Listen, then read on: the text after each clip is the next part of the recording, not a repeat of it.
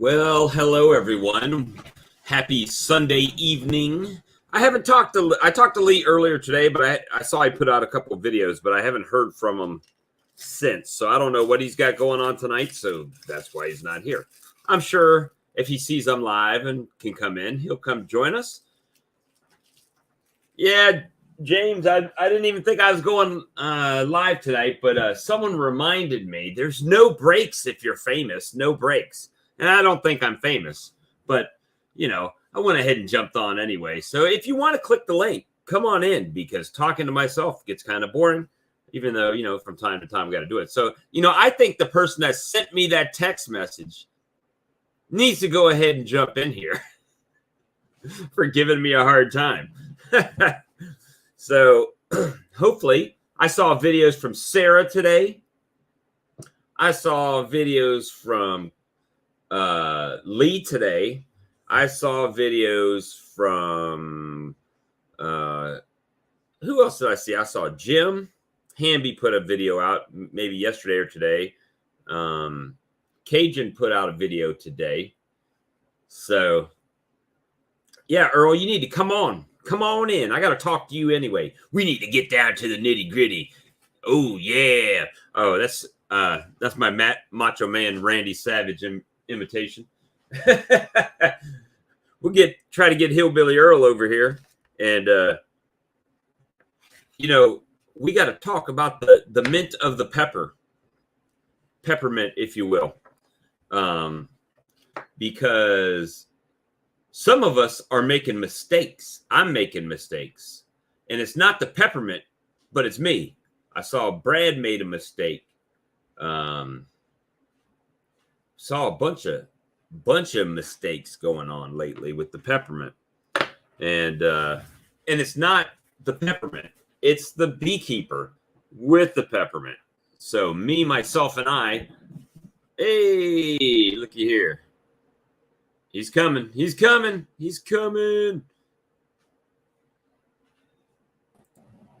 Well, I see a brick wall. I've hit the brick wall.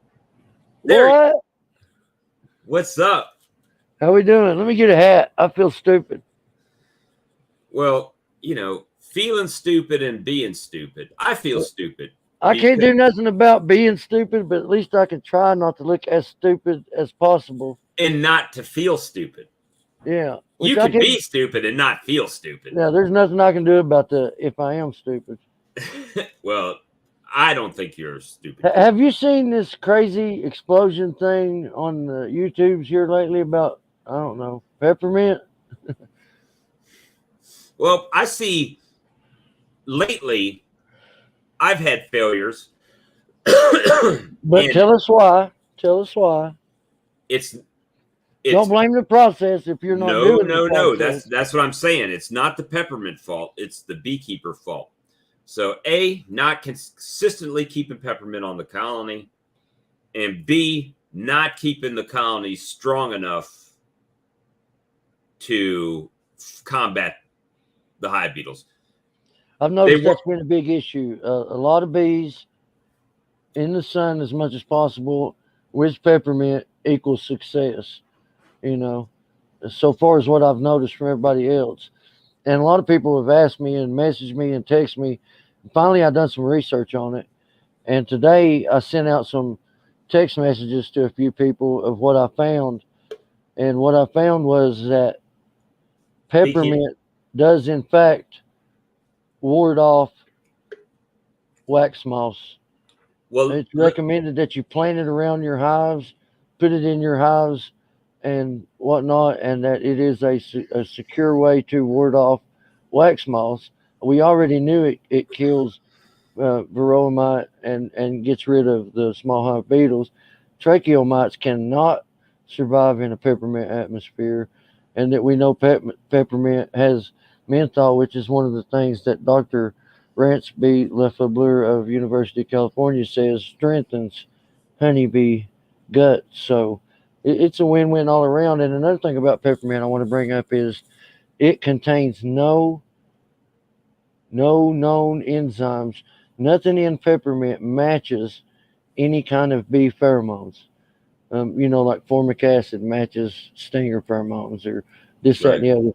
the other. Peppermint candy has no matching pheromones to honeybees whatsoever. So it's Hey, as Randy. best I can tell, and I hesitate to say this because this is crazy to even mention, and I've even said it myself that there is no such thing as what I'm about to say. There's such a thing as and all these years, it seemed as though there is no such thing as a silver bullet to help our bees. All of No, a but sudden, it's a out of the multiple right hand things. fork of Greenbrier comes with good nutrition and good beekeeping, a weapon that we can use to ward off small hive beetles, varroa, tracheal mites, nosema, and and and according to Google, wax moths. Well, I'm gonna tell you what. So I went to get these How's discount. that even possible? I went and got these discount nukes. Right. Yeah. It's really exactly the other side of town for me. So it took me like 30 to 40 minutes to get to this place to get these discount nukes that I bought. Now they were discount for a reason. They were not the type of nukes that I typically put out. But with that being said, they're in good shape. The guy's been beekeeping for 6 years. But I asked him, I said, "Hey, do you have any problems with hive beetles?" He says, "No, none." He says, I take peppermint oil and spearmint oil and I put it in a blender, Every day. and he puts it in the blender and puts it in his feed. Right. No doubt. And It's the same thing. he says, I don't have wax moths. I don't have hive beetles. I don't have I've any of that. even, and I keep telling people too, this isn't something that was created or invented by any of us. It's something that we learned from an old school beekeeper. How he even knew about it, I do not know. This guy lives so far back in the woods. When the day comes that I actually get to drive up there and interview his son and the bees that Casby used to have, Kevin, his son, and you get to see this guy. But be forewarned. I mean, this guy ain't normal. He's different. I mean, you've seen these redneck hillbillies they talk about on 2B or whatever. Right. He's one of them dudes. He lives in the middle of nowhere, and he's the only person I know that has honeybees and longhorn cattle, Well, check this out. horses. So I proved something and I posted it on my community. A few people have seen it. If you haven't, but What is it, baby? check this out. It's I miss definitive. Lee. Lee can come in. He's got all the keys to the car. He can just jump in. So check this out. Can you see that at all? You probably can't see it, but they can see it. So you I see can, yeah. you see the red cells? Uh-huh. That's peppermint from the candy. Did you like dig it out and taste it? I Or are you just guessing? No, I know that's what it is. Okay. That's in the two frame nukes. Again, though, where are they storing it? With the pollen, and why? That's not something you let's put our sugar with our pollen. They don't do that. They rainbow it above it with the honey. The fact that it's right there with the brood and the pollen, that is amazing. They know what it is. There's no doubt in my mind. They know it's medicine. They know it's food. They know it's healthy, and they're using it accordingly. Well, Obviously, look at that. Look at well, that, and that. my thing is I don't harvest honey from the brood box. Look right I here. That's right next to the brood, bro. I mean, not next to, I mean, right well that next to a brood. yeah, that's what I'm saying. It's just that with Are people they say, feeding that to the brood? well, it's in the nectar, so that it's got to be edible, right? They're going to eat it. Why else is it there besides the pollen unless they're just trying to keep beetles away from the pollen? I don't know, man. They're smarter than we give them credit for. I keep saying all the time that a beehive as a unit is one giant brain, and every bee then becomes a brain cell with synapses firing, and they know more than we give them credit for. Most animals do. And if y'all didn't see And my, another thing, a lot of people are sorry. Go ahead. no, I was just saying that while I got this up real quick, I made that honey. I made a pineapple honey glaze that we were talking about the other What? day. You Yeah, actually did that? yeah, I Tell me did. about it. You see the picture on there? The honey Is it? caramelized really nicely. Oh yeah, It was yeah. delicious. I bet Delicious that made stuff. your tongue jump out your mouth, slap both sides of your face. Well, I actually went the day before, right? And I made it up and There's some big old breastises. and I bagged them in there Oh with my goodness, you did not marinate. I marinated it. It came out so good, y'all. So good. I'll So give good. you one more of my ingredients. I'll tell you this one right here, and this is going to blow your mind because you're going to think to yourself, "No way!" But once you do it and put it on some chicken, you're going to think, "Why ain't I been doing this all my life?" You're going to think I'm crazy. I know. No, I But, probably won't.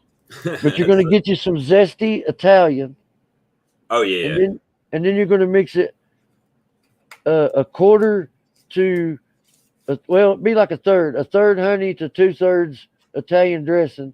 Mix that together and use that on your chicken or pork chops. I dare you. Yeah. Yeah. That sounds amazing. Well, you know what I did? So, um, Yeah, tell us about it. it tasted a lot like teriyaki, right? Like teriyaki chicken. So Yeah, I took a pound and a half of honey. I made too much because most I of it. thought it might taste like that Monterey chicken from Bonanza or something. I wasn't sure. So I took a can of crushed pineapples, a pound and a half of honey Yeah. or a pint of honey, and some soy Okay. sauce, some garlic, a little bit of brown sugar, Yeah, you did. um, and man, it tastes amazing. Of course, I don't really measure. I season to taste, right? And once it tastes how I want it to taste, then Oh yeah. Yeah. let it go. But it tastes the acid in the citric acid from the pineapple just moistens that chicken up, and man, it tastes amazing. So It's like Christmas ham, only chicken. pretty much, yeah, it was good, and man, that honey just glazed on there real nice, And you got and my mouth slobbering. I'm gonna have to take a drink of something. yeah, it was good. Well, that's why I got a drink here. Cheers. Here's to but us. but yeah, back to the peppermint. So Yes, please. um, you know, I've seen myself two frame nukes that I had hive beetle issues. Yeah. I Which went that out was to weak bees. yep Like you week said, bees. it doesn't matter You can put all the peppermint you want in a hive with no bees in it. It doesn't do anything. Well, that's what happened to They'll go to Cajun the too, other right? end of the hive and hide from it. That's what Yeah, that's what yeah, I happened to saw that. Cajun as well. Man, he It, was mad at himself, wasn't he? He put that diatomaceous earth in there and was like, "Die, die, you effers." yeah, I'm they will take hold quick. I mean, mine were in less than a week, like 5 days, and they were, you know, I had to take the I've frames only apart. had the one bad experience with them, thank God, and it was 2 weeks. And 2 weeks they totally took over a 10 frame hive with a medium 10 frame on top of it. It was complete garbage. I pulled every frame out. I burnt every frame. I burnt the inside of the boxes again and put them up. But You, and I was just thinking, I didn't have any with me. I'll be all right. I'll come back the next time I come, which is usually every 2 weeks, and it'll be fine. No, it ain't fine. It don't take 2 weeks. It don't no. take an entire week. 3, four Well, days, and they're wreaking havoc on everything you have. on the way from picking up my discount nukes today, I stopped by the chestnut orchard, and I guess it's How's that Orchard going? Grove, How they look? Chestnut Grove. Um, 4 out of the 5 look really good. One didn't look so good, but I just robbed a frame of cap brood from the one next to it, so now it looks good. But Good I deal. saw I saw some hive beetles, but I hadn't been out there. I don't go out there like I do in my backyard, right? Yeah, Every I've been wondering when he's going to do a video on the chestnut yard, and I haven't seen it. So I went and dropped some peppermints all over it. And I don't know, to be honest with you, I don't know if the soft peppermints that I got, the round ones, are as effective as the hard peppermints. I don't know why.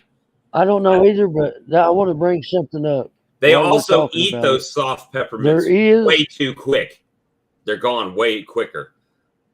there is there is a peppermint candy on the market that is artificially flavored and will not work. Be careful to not get artificially flavored peppermint candy because it will not work. You have to have peppermint oil, the 10 parts per million peppermint oil in each piece of Starlight candy, and you'll know if it says, natural or artificial, whatever, on it. So just that, and I don't know about the soft candies. I know I had a viewer write in and say that they use soft candies with great success. However, that being said, I've never bought soft candies. Who's to say there isn't an artificially and naturally flavored brands I think of soft candies the same as there is with hard candies? Something to right be looked at is all I'm right now saying. I've used both of them. I like the fact that I can break the soft candies up easier, like in my hand. However, the bees consume it so Yeah, much quicker that it's out of the hive quicker. You know what I mean? They eat it and it's gone. yeah. So the hard I, candies seem to I take a think I little got bit an longer. answer for that, but I need to. I Let me think see. I've got an answer for that, but I need to see you and Scott Blythe about that. The invention I come up with on that. And Not for the excuse me. public right now. Not that I want to make any money off of it, but you guys might. Well, right now, man, I've even my honey sales today. I posted it up. I was out there early and long day. It just was a slow honey day. Nobody. I mean, I How'd you sold. do?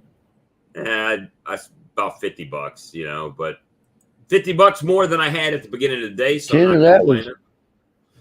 Yeah, my nephew. 10 of that came from your nephew. Yeah, he He showed seems up. like a good guy. I can't wait to meet him. He showed up I and he hope when was. I come down, he shows up.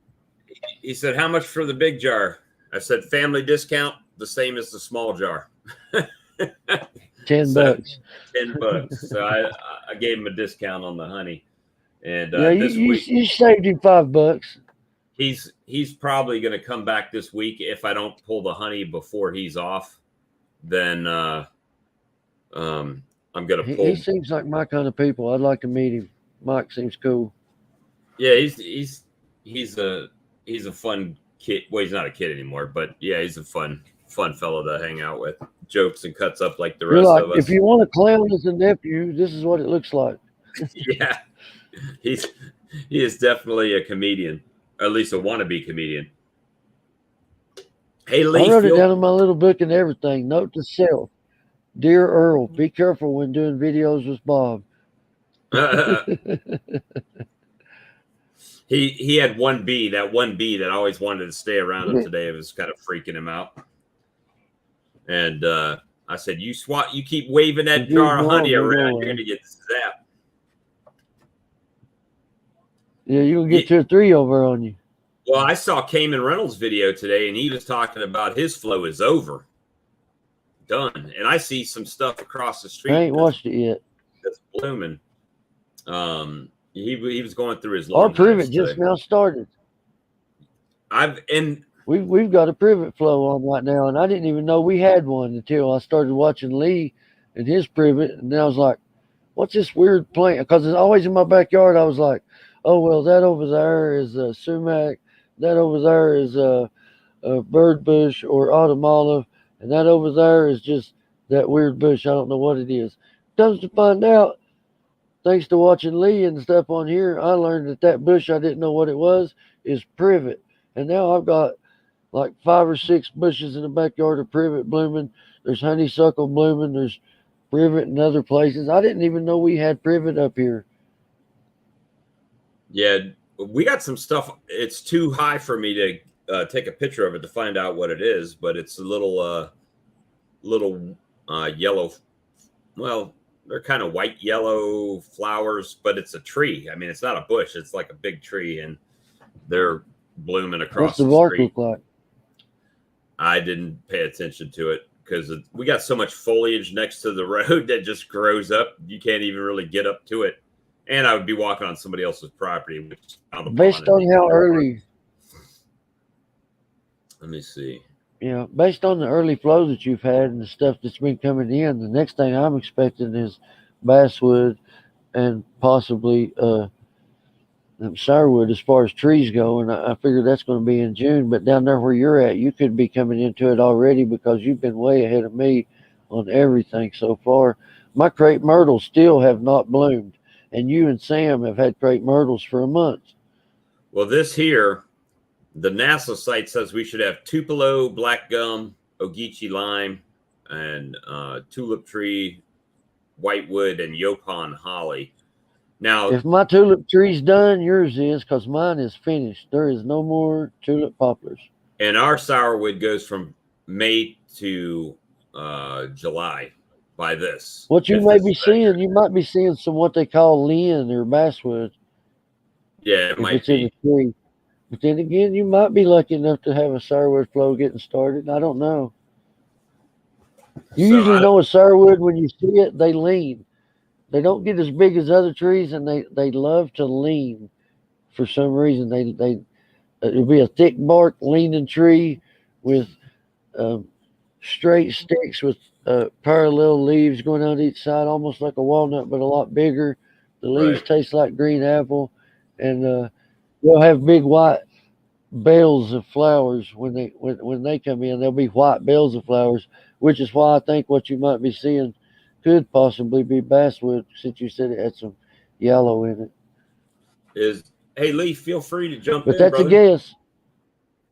if you want to. We're Yeah, just please do. chilling out, and I knew when I didn't. Usually, Lee sends me a text. Live tonight is when he wants to go live, and I didn't see one, and I went out, Well, I texted somebody and stuck my foot in my mouth and felt obligated, so here I am. and now here you are. That's right.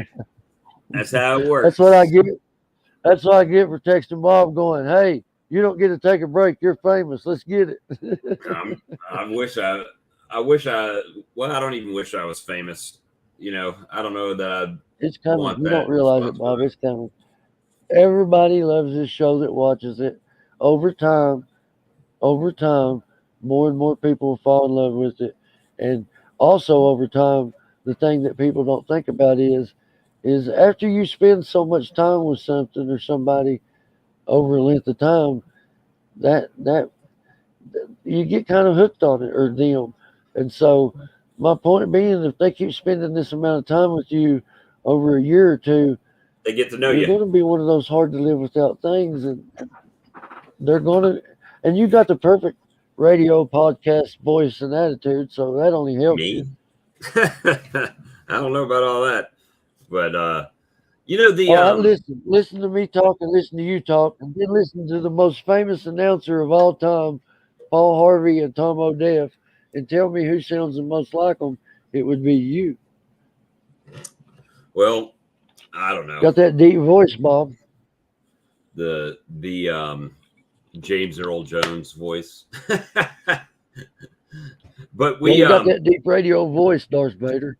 so I also had a Rob out this week. I do have That's a what you face for said. I radio. didn't like hearing that. Um, yeah. Me So, too. but the funny thing is, I don't get it because they were definitely flying in like a Rob out, but the only I did put a feeder on it, and I forgot it was on there. I meant to pull it off early in the morning and forgot about it just to give them the nighttime to get something. But Man, they're not eating. They didn't eat the feed out of the jar. It was yeah. just they decided it was time to go rob them out. I guess I don't know. So I You still go know, out should and make you some shims, dude, and do it all inside, not let any of it stick outside. That outside smell attracts things, dude. If you well, could just keep it contained inside the hives, it might help. I don't know. I'm just guessing. I did put oh wait a minute, what happened? Did I miss something?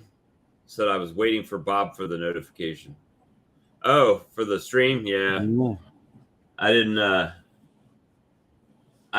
I actually saw his text. I came in, I set it up and started it.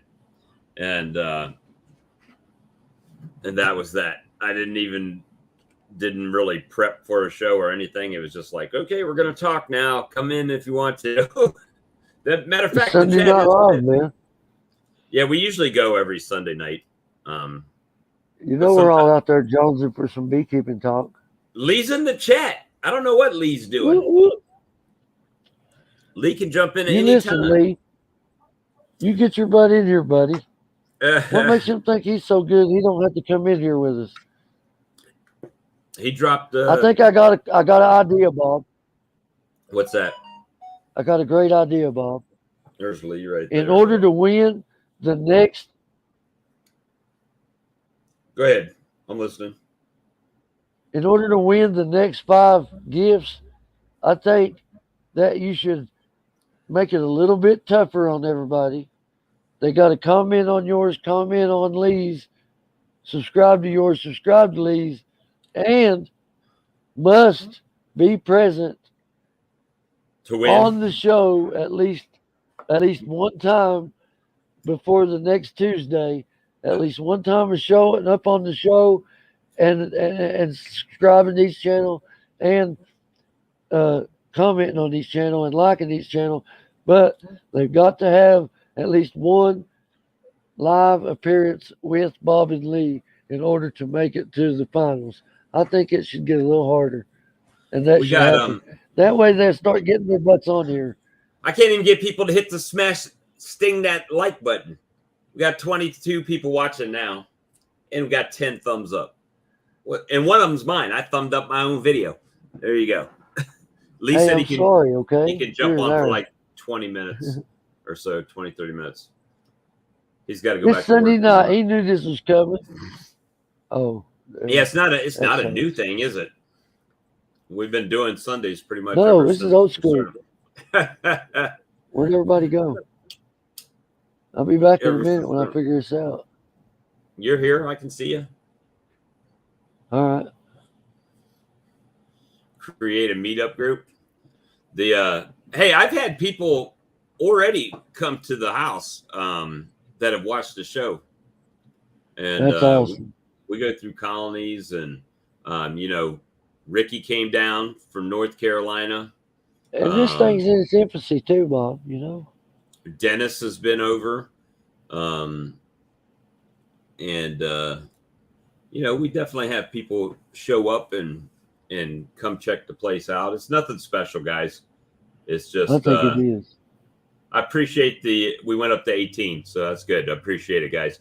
Helps the oh, look who we got here. It's just I think it is.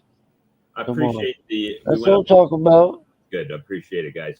I get immediately thrown to the bottom. Thank you, guys. I just clicked him in, and that's where it put you.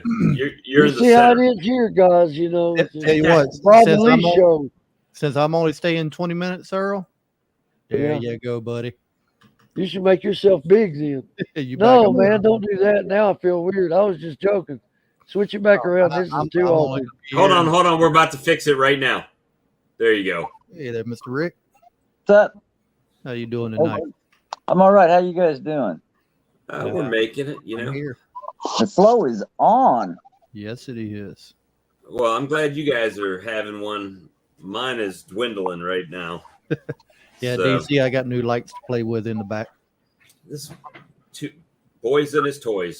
You got disco going on. We got Privet and Clover going right now. What was I think they'll hit Clover anytime. I found what was it? There was a plant I was out there today looking at that I saw, and I don't know if it kept it in my little app or not. This is that white Dutch clover. We just seem to have a lot of it right now for some reason. But you know the blueberries I found on the neighbor's property, they're actually almost ripe down here. Really? That means they're ready for picking. I did pick one today. It's a little bit bitter yet, so a little early. Little bit. Look at Lee got his fancy lights on and stuff, holograms. So Lee, what happened with your slime out? I guess it's one of my weaker hives. I didn't even have a super on it yet. They've been a little bit weaker this year, and they just didn't make it. I went out there this morning. I pulled a swarm in last night, set it on the stand. So I went out there this morning to open it up. And I looked over at the other hive and seen a little bit of stuff coming out the front. And got to look, and it was just all the like them eating the wax out. You get the brown droppings and all that. So I opened it up, and it was just full of hive beetle larvae. Yeah. So Lee, what are those lights behind you, dude? Is that new? I haven't noticed that. Yeah, I just got them the other day to play with. You fancy now. Gotta have the toys. Just an added distraction to keep you away from our unpertinent information. It's like he's out in outer space or something. I didn't even pull the honey out my truck. It's still sitting all on the back of my truck in the bed. You're gonna back it back out there tomorrow, do the same thing? Yeah, I don't know. Maybe during the week it's not so good. Usually the Saturday and Sunday deal works pretty good. Friday, Saturday, Sunday. No doubt. But I processed some honey this spring, and it smelled like it was medicine. It smelled like medicine. What, minty or what? My dad threw it all out, gave it back to the bees because he thought it was bad. I think it had propolis or something in it.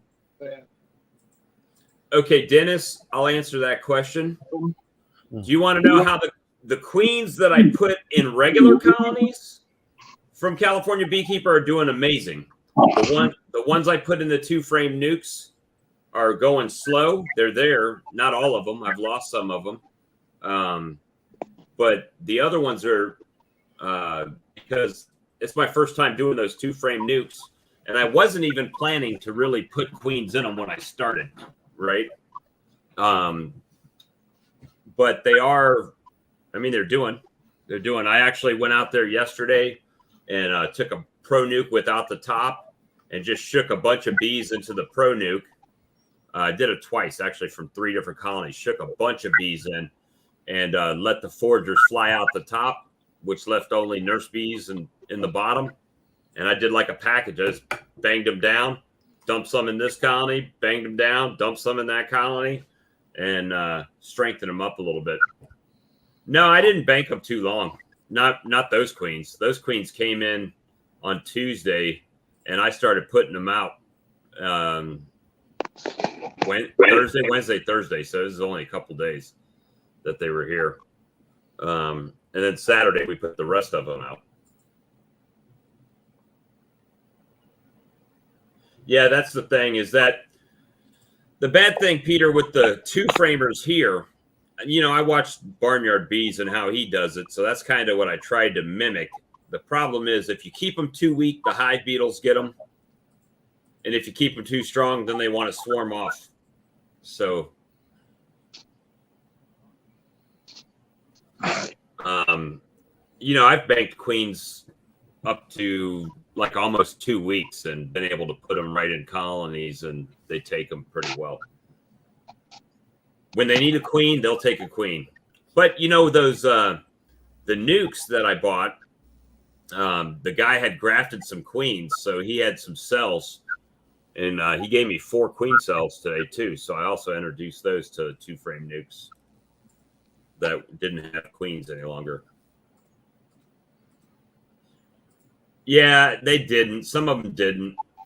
But when you look at how Barnyard Bees does it, he says, I just take a cup full of bees and a frame of brood and put it over there and let them go. And I don't know. He's got a lot of specialized shims that those smaller rapid rounds can fit in too. That he puts on top of all his as well, which are inside feeders. But those little plastic inside feeders that I got at Blythewood, they're working pretty good. I got one in a nuke and one in a 10-framer. They both look about the same size. I mean, the 5-framers look like they're perfect for laying 2 Ziploc baggies in. Well, the 2-frame nukes, James, are designed specifically for rearing queens. You're only supposed to take a frame of eggs and bees over there so they can make queen cells and hatch you a queen out. They're not really designed to have a queen in there for a long period of time like a small colony. Do you think you would have been better off to went 5 instead of 2? Well, I didn't want to. Maybe. I mean, I've got 5-frame colonies. I mean, that's just a nuke, right? So the 2-frame, the whole idea was just to make extra queens. So, who knows? Live and learn. I mean, he does it. If you ever watch Barnyard Bees, he's got a whole yard that's just like 2-frame nukes that he just everything 2-frame. He says he even overwinters them. Now, if I end up doing something like that, I think I would probably put the mated queens in a 5-frame and then take the split out of there and put it into the 2-frame. Let them make the new queen in there. Well, what I'm planning to do with the ones that have queens in them, I'll go ahead and let them build out 2 frames and then move them to a nuke and add a frame of brood out of another colony, right? Give them a little boost. Boost them up. Yeah, and then let them go that way, and then pull eggs and move them back to 2-framers so they can. The mini queen box is like what, that big, maybe? The little styrofoam ones like Jose uses. For me, you'd have to check those things all the time in my mind, because there's just a cup full of bees and a little box. Plus, you got to have all the little frames and everything. So at least the 2 frames work with the deeps that I already use. If you have a 5-frame nuke, you can put a feeder in there and only fit 3 frames. Right. But again, it's still about the bee power, right? If I go out to my yard and I drop a frame feeder into a nuke and it's not properly strength, right? Doesn't have the bee force, my bigger colonies would just invade them. Oh, really? Okay. Yeah, they won't have anything they can do for it. So that's why I've been going out at night and putting the little top, jars on the top. And it's working all right. Can't complain. I mean, when I caught that swarm, I'm gonna jump out and watch a while. Y'all have a good one. Well, Lee's leaving in like 9 minutes. Yep, that's what he said. No, that's why I'm beating him, so I can't say that I left after him. I left before him. See, now if he leaves you by yourself, it's all him, not me. See, I'm bailing first. Blame it on me. Throw me on. The whole reason we're live tonight. It ain't like I ain't been thrown under the bus once, Lee. I've been thrown under the bus and backed up on. Hey, but I may come back on a little while, so I'll be watching though. I'll be here like always. Hey, love y'all. God bless. All right. See you later, Earl. See you, Earl. Yeah, the only thing with those little styrofoam mate nukes, I think it would be just enough that basically you put either a cell in there or a virgin queen, let her fly out, come back, and I mean 2 to 3 days after she comes back, you'd be popping her out, put her in something bigger or mailing her. Yeah. Yeah, so that's an idea too, right? Let the queen lay in there for a few days, cage her back up, get another frame, put it in another colony, release her, let her lay. The problem is that typically what I found is when you put those nurse bees over there and there's no foragers, if you don't put feed to them, they're going to eat through it right away. So you almost have to put pollen. Well, I haven't put pollen sub on most of them. So I really need to put some pollen sub on them because they don't have a foraging force that's very strong. I don't run except for my bees. You just got to outrun the beekeeper. That's it. Yeah, I had one chasing me today in one of my yards. Then I got back here and I got stung right on the fingertip, right by the nail. And I've also thought about see, here's the thing with my out yard.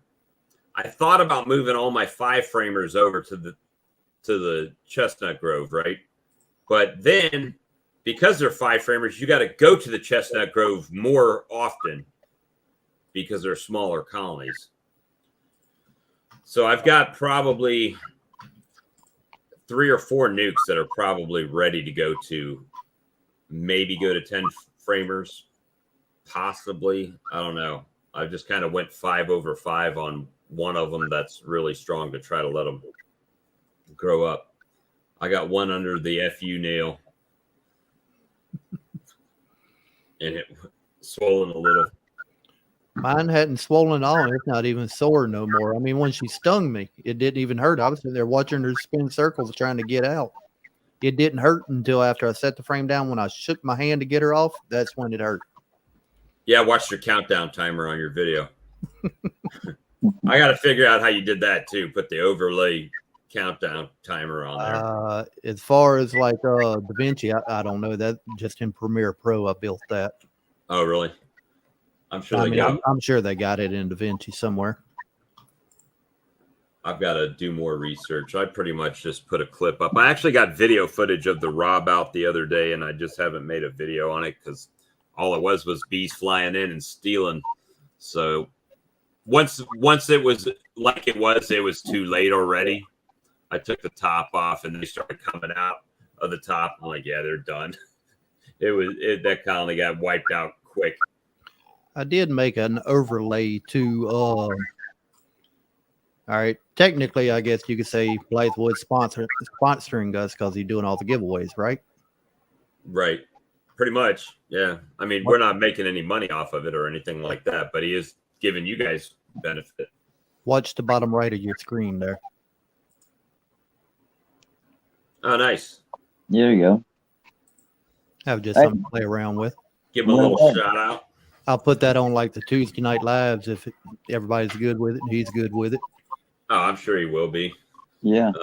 Well, the thing is, if you haven't been following, this is the last week for the giveaway, right? For the prize pack giveaway.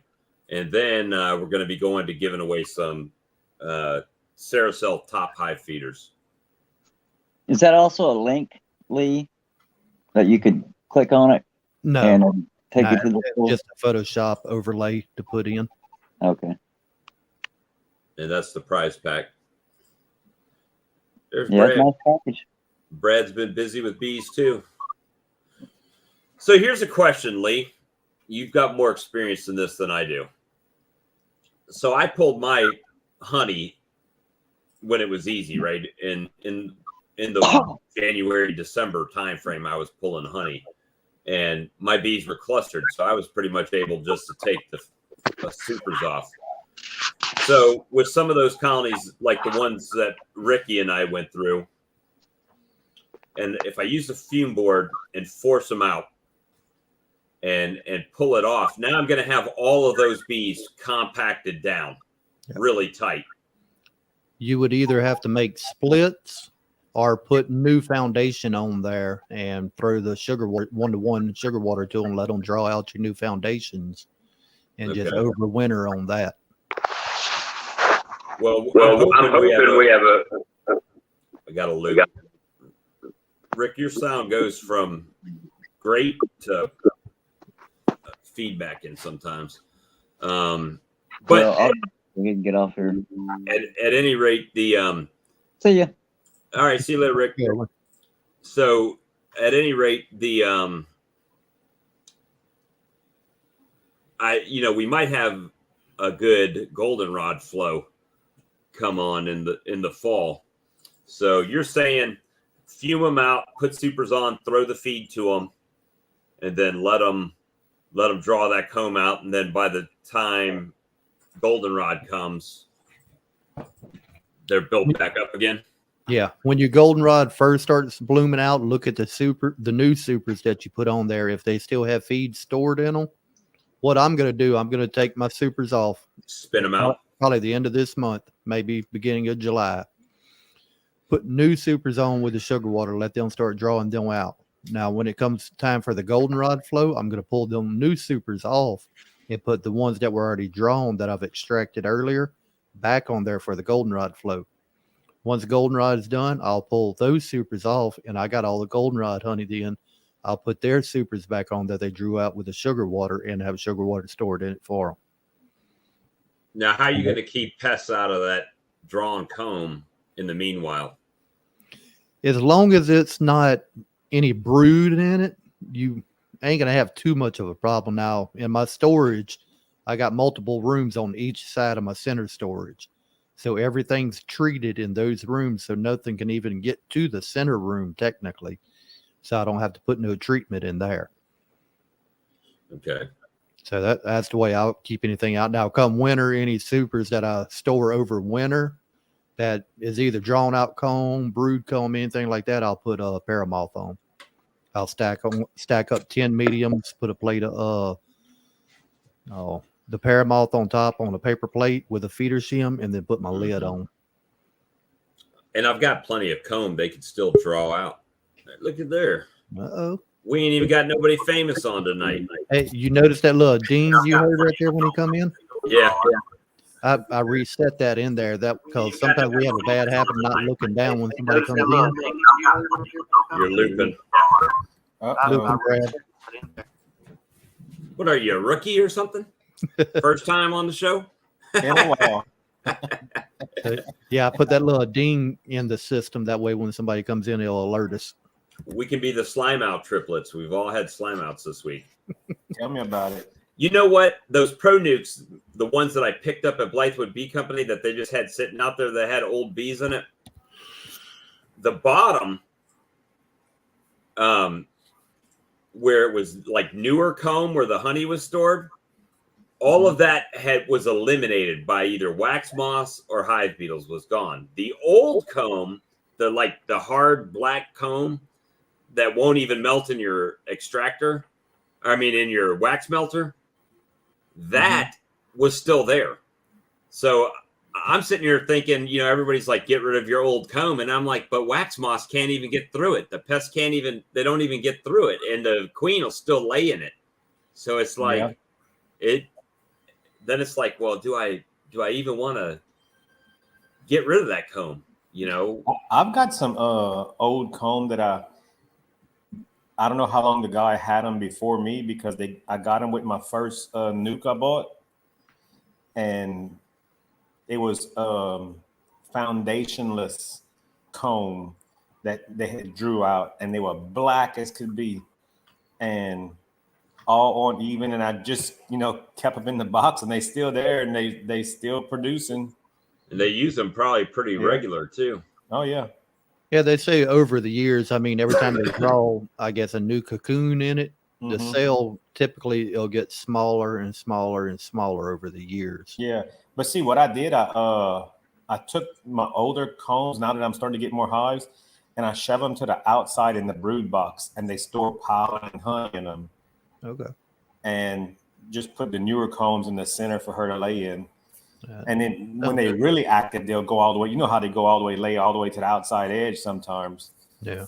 And they'll still lay in them, but mostly I use the old ones for like brood and pollen. But I haven't. The only time I've thrown comb away is when like I had a slime out or something like that, or wax moth. Depending how soon I catch it. If like those hive beetles that I saw that ran the bees out, it wasn't real slimy, but you could see the larva in it, right? So I took that to the freezer and put it in the freezer. The other ones, if they're too bad, then I just scrape them, and because I use primarily plastic foundation. One of mine looked like Bruce's bees. One of mine looked like his hives today that he showed. You pop the top off, and the whole bottom board was complete hive beetle larva. Then they were all over the top frames, everywhere. And the one in mine, I don't know. I don't have no idea where they came from, because I had that 7-frame Apame hive sitting there in that spot, and it had 2 hives in it. You know, just 3 framers. Right. And one had a queen and one didn't. And I wanted to use that Apame hive to do grafting. So I moved it, and then I put 2 little nukes there. What's that? Mead. My buddy comes to the farmer's market, brought me some mead yesterday. Oh, okay. And I moved them, and I had a cardboard nuke box, and then I had a little 3-framer. Just put it in a spot so the bees can fly back to. And I put the queen in a queen cage and put her on the side that she was normally used to be in, so her bees would fly back to her. But I left her in a cage in case some of the bees from the other side that were queenless went in there, and I didn't want them to kill her. And I was supposed to go back the next day after they all settled it out and release her. You killed her better than they did. I killed her better than they, but I didn't. And when I went back in there 5 days later, when I popped the top, there were a few bees hanging around her cage, but she was dead. Right. And them hive beetles had it totally slimed out. I mean, them frames were useless. And there was larvae all on the bottom. It's like, they're gross. How did they produce that fast? It's bad. You know, 5 days they're falling on the bottom of the box. Now, another thing I'm thinking about trying next year, mint, like the actual mint plant, they usually don't grow very tall. They spread out. I'm thinking about one of my yards next year, testing it and planting mint underneath the hives. Yeah, that might that be way a it good just idea. covers everything under it, and that scent will come up and hopefully keep them out of the hive. Plus, if any does get in it, when they drop to the ground, they're in mint. Yeah. And the little hive that was, you know, I had 2 of them. One got slimed out. The one on the side of it that didn't have a queen, they were perfectly fine. You know, but it had bees in it. So as soon as them comb were unprotected, them hive beetles they took over that day. I was just looking at that one now, DC. I ain't never had that. You know what? That's the first probably drink I've actually had, besides another buddy gave me some mead in a couple years. So a Jaeger in German is hunter. Bärenjäger is a bear hunter, and a Jägermeister is basically a master hunter. That's what it means translated. So yeah, that seems like a good idea, planting mint. When Wouldn't hurt nothing. When I went to my number 4 yard today, the one that's kind of about 40 or 50 foot up into the woods, 5 hives, not one hive beetle. And I actually had 2 little bit weaker colonies in there. Well, no hive beetles. See, so over in the Chestnut Grove, I got just those 5 nukes, and they had hive beetles in there, but their brood, they were strong covering their brood, and then the outside frames, they hadn't started drawing out yet. So as long as they can build that comb, like we have a habit of adding extra comb in there for them, right? As long as they have room to grow and build the comb as they need it, it really limits the hive beetle population. But when we throw the extra combs in there, then it spreads the bees out, and the bees can't cover all the comb. Yeah. And that's when you get, you know, especially if it's got extra food and stuff in it. the beetles really ain't going to get on just a wax foundation or a plastic foundation. They look for that comb with the pollen and everything else in it. So I was crushing some, then I ran back up there with some peppermints and put them all in, and hopefully that runs them out and equalize one of the colonies. But it's it's constant. I mean, I could go out there and spend all day every day with my colonies, just equalizing them, and then it's like, well, do I take brood out of this colony, because that's going to weaken that colony, right? But you want it to be as strong as possible. So it's just been, for me, it's sometimes I just scratch my head and I got to sit in the chair and think, well, what should I do? And then I think sometimes our biggest problem as beekeepers is that we do, instead of just letting them be, we do something to change it, right? Yeah. And on Larry's question there, the only thing I can think of, early spring, they start bringing the pollen in, and you really don't have a hive beetle issue early spring in most places. But as they're bringing that pollen in, they're using it up real fast, making new brood bees and all for the flow. Now, once the flow's on, if they're still bringing pollen in, they'll make a few bees, but it's not that early spring buildup, so they're not using it as fast. I don't have much pollen coming in right now. I got a lot of like real orange pollen I've noticed coming in today. Yeah. I thought about putting some pollen sub in my tube feeder to see if they'll get on it. I'm really, at this time of year, I don't want to put patty on, right? If I put patty on, it's guaranteed hive beetles. Yeah, guaranteed. Yeah. But like I was saying, though, this time of the year, they're not building up in population as much. So any pollen they're bringing in, they're not burning through it. So it's sitting there, and they'll have beetles that are attracted to that. They can get in and not be run out as fast. I don't know. I get yellow, like real bright yellow, and some orange this time of year. Now, I noticed I went to the store earlier, and they got some little flowers on the side of the road that are real bright orange. I mean, they look like little daisies, but they're really bright orange. I don't know if maybe that's what they're bringing in. Yeah, they're probably getting on it. I went into a couple of my big hives today, and the bottom of the brood boxes are starting to get backfilled with pollen and honey. And they're 7 boxes high. Dang. Yeah. See, that's the other thing. I've got those wood chips down now. So when I start, if I don't stack them on top of other colonies, either the propolis sticks to the lid if I stack them on the lid, or if I set them down, all the wood chips stick to the bottom, and then I got to try to scrape the wood chips off. Mm-hmm. So, yeah, it's definitely it's like that marginal time. Here's my thing.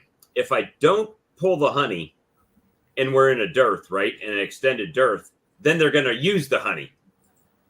If I pull the honey, then they'll use some of it, but during that long extended dearth, they're not bringing in all the extra pollen, so they're not building up in population. So some of your older forager bees, they're dying off, so they shouldn't burn through that fast. If you feed them pollen patties, then they'll start using that honey. Yeah, because they'll start trying to brood up again. Yeah. Well, I was thinking about putting just my mentor puts, like, he buys it in the bucket, right? From I've seen that. He just scoops it out and puts it on there. I do that too. Just a little bit on that. If you want to feed them or whatever in the dearth and don't want to take a chance of them trying to brood up, maybe winter patty. The winter patty don't have the protein content in it, so they're not going to brood up without the protein. My thing is, I got to put it in the 2-frame colonies because they don't have the forager capacity to go out and feed the brood that's hatching out. If there's not enough pollen in it, then there's an issue, and then they start cannibalizing. You don't have pollen frames that you can start saving for your. Well, I could go out to my Demerade, not the last one I did, but the first one I did, and I know they've got pollen frames in there. In the bottom, I could take out, but I'm worried about putting it in a 2-frame colony and then letting the hive beetles, because it doesn't have the strength, right? Yeah. So I did it for my my nukes that I made early in the spring because I saved some from last year. right. Put them in the freezer, and I had, I guess, about 8 frames of pollen. And when I made up my nukes this year, I put that pollen there, and man, it kickstarted them because they had something to feed the bees right off. Because most of they were having nurse bees, they didn't have forager bees that were in the nukes because all the foragers went back to the original hives. Right. And So then I you got to put 'em- wait for that first brood cycle, right? Once the first brood starts Yeah. hatching out, then it starts graduating some. So I put pollen in there, and in a 5-frame nuke, she would lay up all the frames she could. Hey, They had stuff to feed.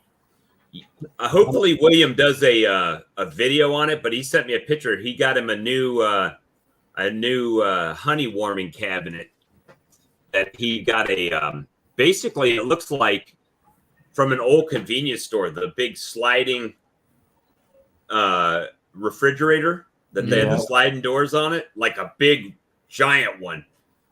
And if he puts the heat lamp and all that in it, it's going to be a massive honey warmer. That'd be nice. Yeah, now, there you go. Mr. Larry, on that comment that you got on the screen there, when the hive goes queenless, they attract the beetles.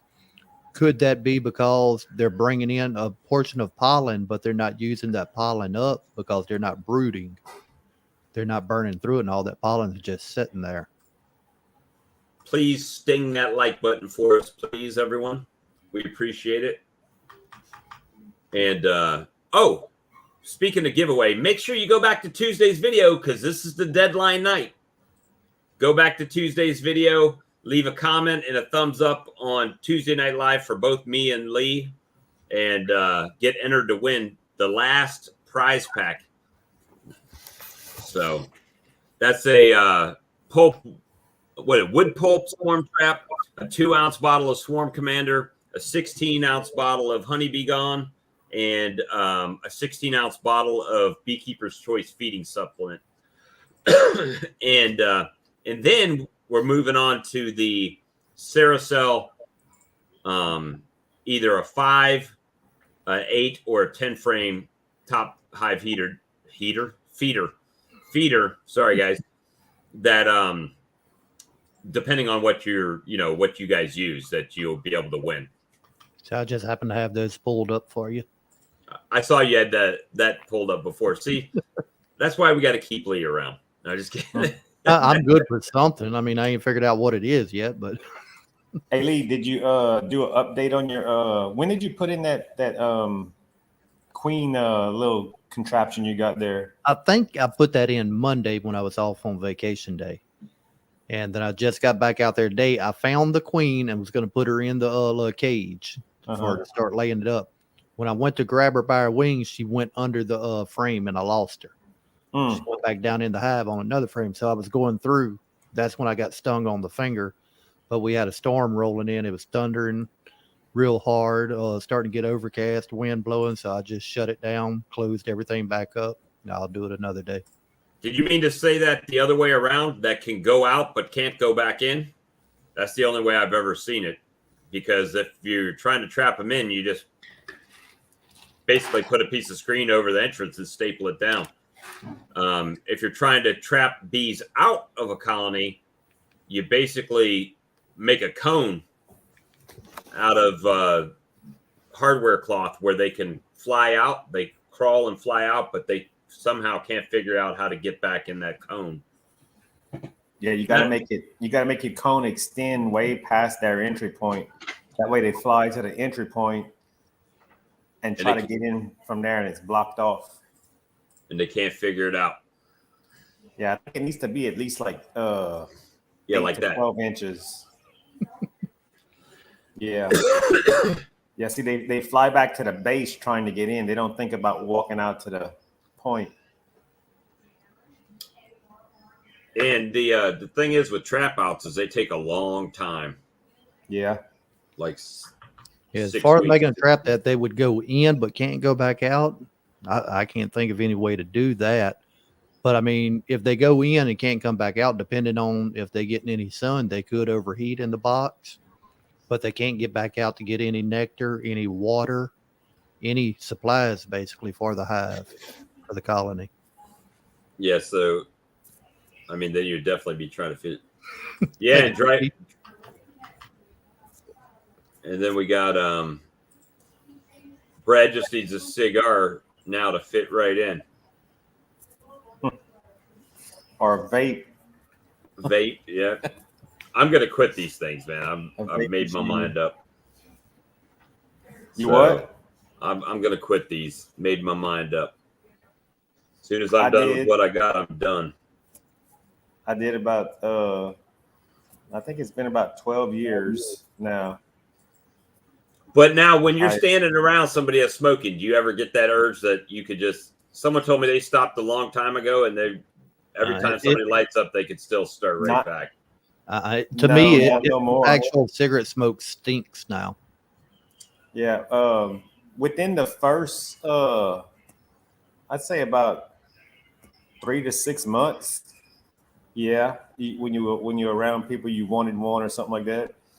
But after that, it became to where I can't take standing around someone who's smoking and the smoke's in my face. Right. You know, it just bothers me now. They're about $6 a pack. Let me see. Hi, y'all. First time here. Do bee products have any anti-parasital benefits for pets and or people? Well, I mean, anti-parasites? I don't know if, as far as like fleas and stuff like that, or mites. Now, I know as far as like the peppermint, if you take a glass bowl, just a little cheap glass bowl from the dollar store, put a couple of cotton balls in it and put peppermint oil in it, put that in a storage building, that'll keep rats out. Really? Well, she's saying don't like peppermint either. She's saying bee products have any anti-parasital. Well, I was just thinking as far as peppermint, using it with the bees, but tell you just another quick little trick. If you happen to live by woods and have roaches, take bay leaves. Put one bay leaf in every drawer in your kitchen, cabinet, all that. That'll keep any roaches out also. Well, we've been hanging in. Let me see. The first year, it must be a beekeeper thing. Everybody quit smoking. I quit in September the 15th, 2019. Yeah, we quit smoking. We quit smoking and become a beekeeper and suck up all the smoke that we blow in the hives. Well, we got to have extra money from what we were smoking to spend on the bees now. Right. So what you're saying is you can't afford to smoke anymore because you're buying bee equipment. I got you. I quit the year before I started bees, but hey, it was still a good thing. I quit at $3 a packet. I said, shit, this stuff is getting too high. Yeah. I can't imagine now. I said that at $2. I said that at $3. I said at $4. I said I was definitely quitting at $5. And now $7, $8 now here they're like $6. And they've $7. Well, tax and all, they $8 down the store. Only have one bar on sale. Cell phone. Oh, okay. You gotta quit. You gotta quit cold turkey though. Don't go that route that I'm only gonna smoke 2 today or 3 today. Like I tried that.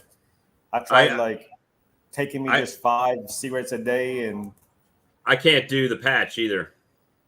I did that too. That didn't work either. I did the gum. I went straight from smoking to a vape. I've got a vape, but for some reason I always get oil when I vape. And then it's like, I don't even want to vape. Well, the one I got now, it don't do that. But the other one I had, it was bad about getting it all over your lips, and that stuff would burn. DC, it's fun to watch me try to read. You notice I don't have my glasses on, so I get like all squinty eyed when I'm trying to read it. Until Lee pops it up. If Lee pops it up, I can read it pretty well. But so this week I'm going to try to pull these honey supers and figure out how to hook up my steam uncapper and You use your unbottling tank this year? I've already used my unbottling tank. Oh, that's right. You got to use your extractor, though. I got to use the extractor. Hopefully, I could pull enough frames to actually use my extractor. I'll be sorry to have a 30 frame extractor, and I got like one frame on each side. You can balance it out just to make sure. I have to put like a weight. I have to go get dumbbells to put on each side to weigh it down, so it spins right. I had the opposite problem this year. When I started going through my hive and seeing all them frames of honey, I'm like, "Boy, that 3-frame extractor is gonna catch hell this year." Well, with mine, with my colonies, the honey that I've seen, it has the cap, the rainbow. The honey isn't coming out of the frames, but they haven't capped it all. Yeah. So it's like I have a lot that's not capped, but I went through some.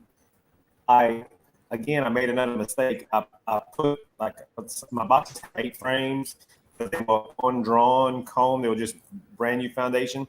So I put 8, and I was supposed to go back when they started drawing it and pull one out to spread it apart more. Right. And I forgot. I didn't get around to doing it, and now they've done capped the comb, but it's capped narrow now. I didn't get to spread it out, so I spun like hard. It makes it hard to uncap it with a knife. Most expensive honey he's ever eaten. That's the plastic, right? That's when I post my honey up on Facebook. That's the question they always ask. They're like, "Well, how much is the honey, and how much is the weight?" Right, and then you tell them, and then you'll either not hear back or they'll come by a lot. But when they when they don't come, it's like they're probably thinking, "Man, that's expensive." And then I need to just post the invoice of how much the extractor and all cost up there. When honey for sale, extractor price, how much? I know y'all got little bottles and stuff, but like, how much do you think people should charge for like a small 16-ounce mason jar compared to a 32-ounce mason jar? So like 16-ounce mason jar. 16-ounce mason jar is actually 24 ounces weight of honey. So it's 1.5 pounds in a pint mason jar. So I charge $15 for a pint. For a pint, and how about for a quart? I would charge $30. Well, a quart is twice what that is. I'm charging by the weight. $10 a pound is what I get. So if it's 3 pounds, so it'd be $30 for a quart. I'm doing $9 a pound right now, but probably before long I'll be going to $10 a pound because the cost of everything is going up. Larry said, "Brad, how many frames do you use in supers?" My 8s, I was trying to go 7, and one less than whatever the 9. Yeah, one less than what the box calls for, but it was new foundation, so I put the actual number that should be in there, and I put them all close together to get started drawing out. But now they're capped and they're narrow. Two deep boxes, 104 pounds. Nice. I've got some deep boxes out there, so hopefully I get some. A couple of my hives, I have 2 deep boxes and 4 mediums, all full of honey. If my back would allow it, I would prefer to do the deep boxes. That way, all my equipment's the same: brood box, supers, everything. But yeah, I've got a mix right now. I can't do the deeps. Yeah, I struggled. I had to stand on a 5-gallon bucket to get the last one on there. And what I did to get the last one back up on the hive, I took some of the frames out and then put them back in after the box was on there. Put them back in after I got it up there. Let me see. Extractor is optional. That's one. I was reading it from the comments. So extractor is optional. That's one if you buy crush and strain. Yes, before you ask, I have an extractor. Yeah, I don't. You can crush and strain. I don't like to do crush and strain because there's a couple things, right? First of all, you got to scrape all your foundations off if you're using plastic foundation. Secondly, the bees have to rebuild that, which costs you honey. It takes about 7 pounds of nectar them bringing in to draw out 1 pound of wax. So every pound of wax, you just lost 7 pounds of honey, basically. So I try. I'm saying nothing's wrong with it. I mean, a lot of people do it. Yeah, do what you got to do. I mean, some people do it because, I mean, as far as storage over winter, they don't have to worry about any pests coming in. I couldn't imagine crushing and straining 30 boxes, 30 supers of honey. That would be crazy. Most of the ones who do that are the ones who like have 1 or 2 hives and they just do it for the honey.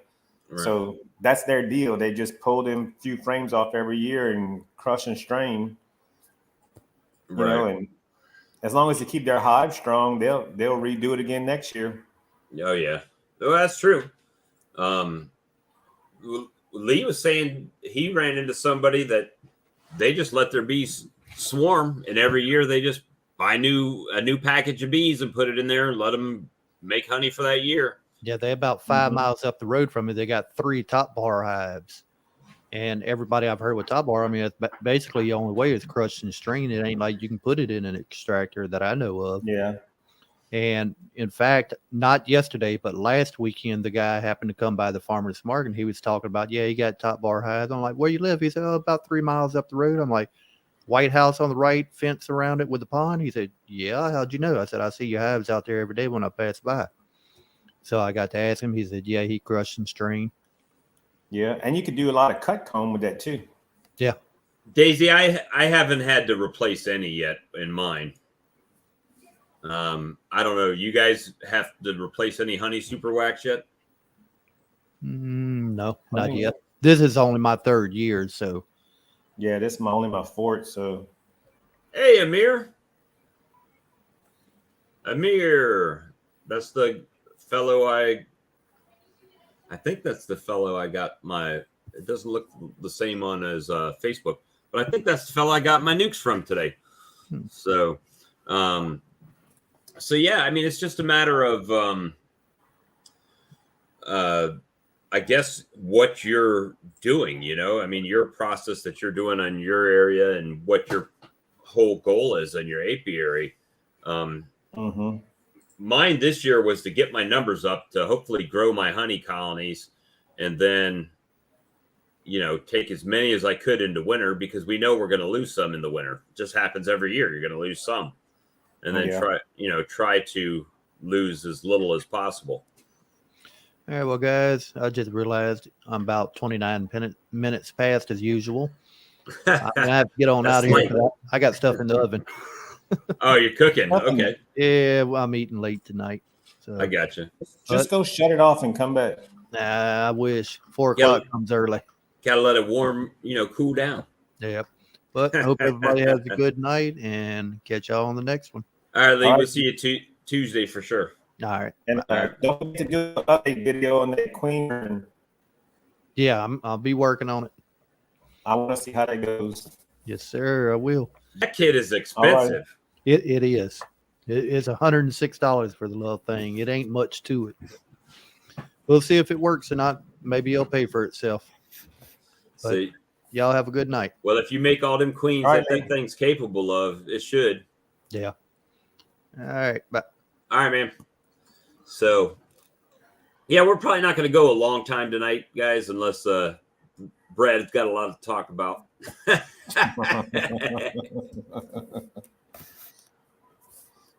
Man, now you don't have a lead popping up the questions there. Oh, hold on. Amir said, "Hi, Bob. It's grafting dud. LOL." So, what? Your cells didn't hatch? I put them in. Some 2-framers today, and I actually took the protector and everything off and just put the cell in there. So, you got you some sales? Yeah. So Amir, that I got the nukes from today, he had grafted 10 cells. He said I only need 1 queen, so he gave me 4 queen cells as well. So I went out there and introduced him to some 2-framers and see what's going on. Now, some people say you can candle them to see if you see the queen moving inside.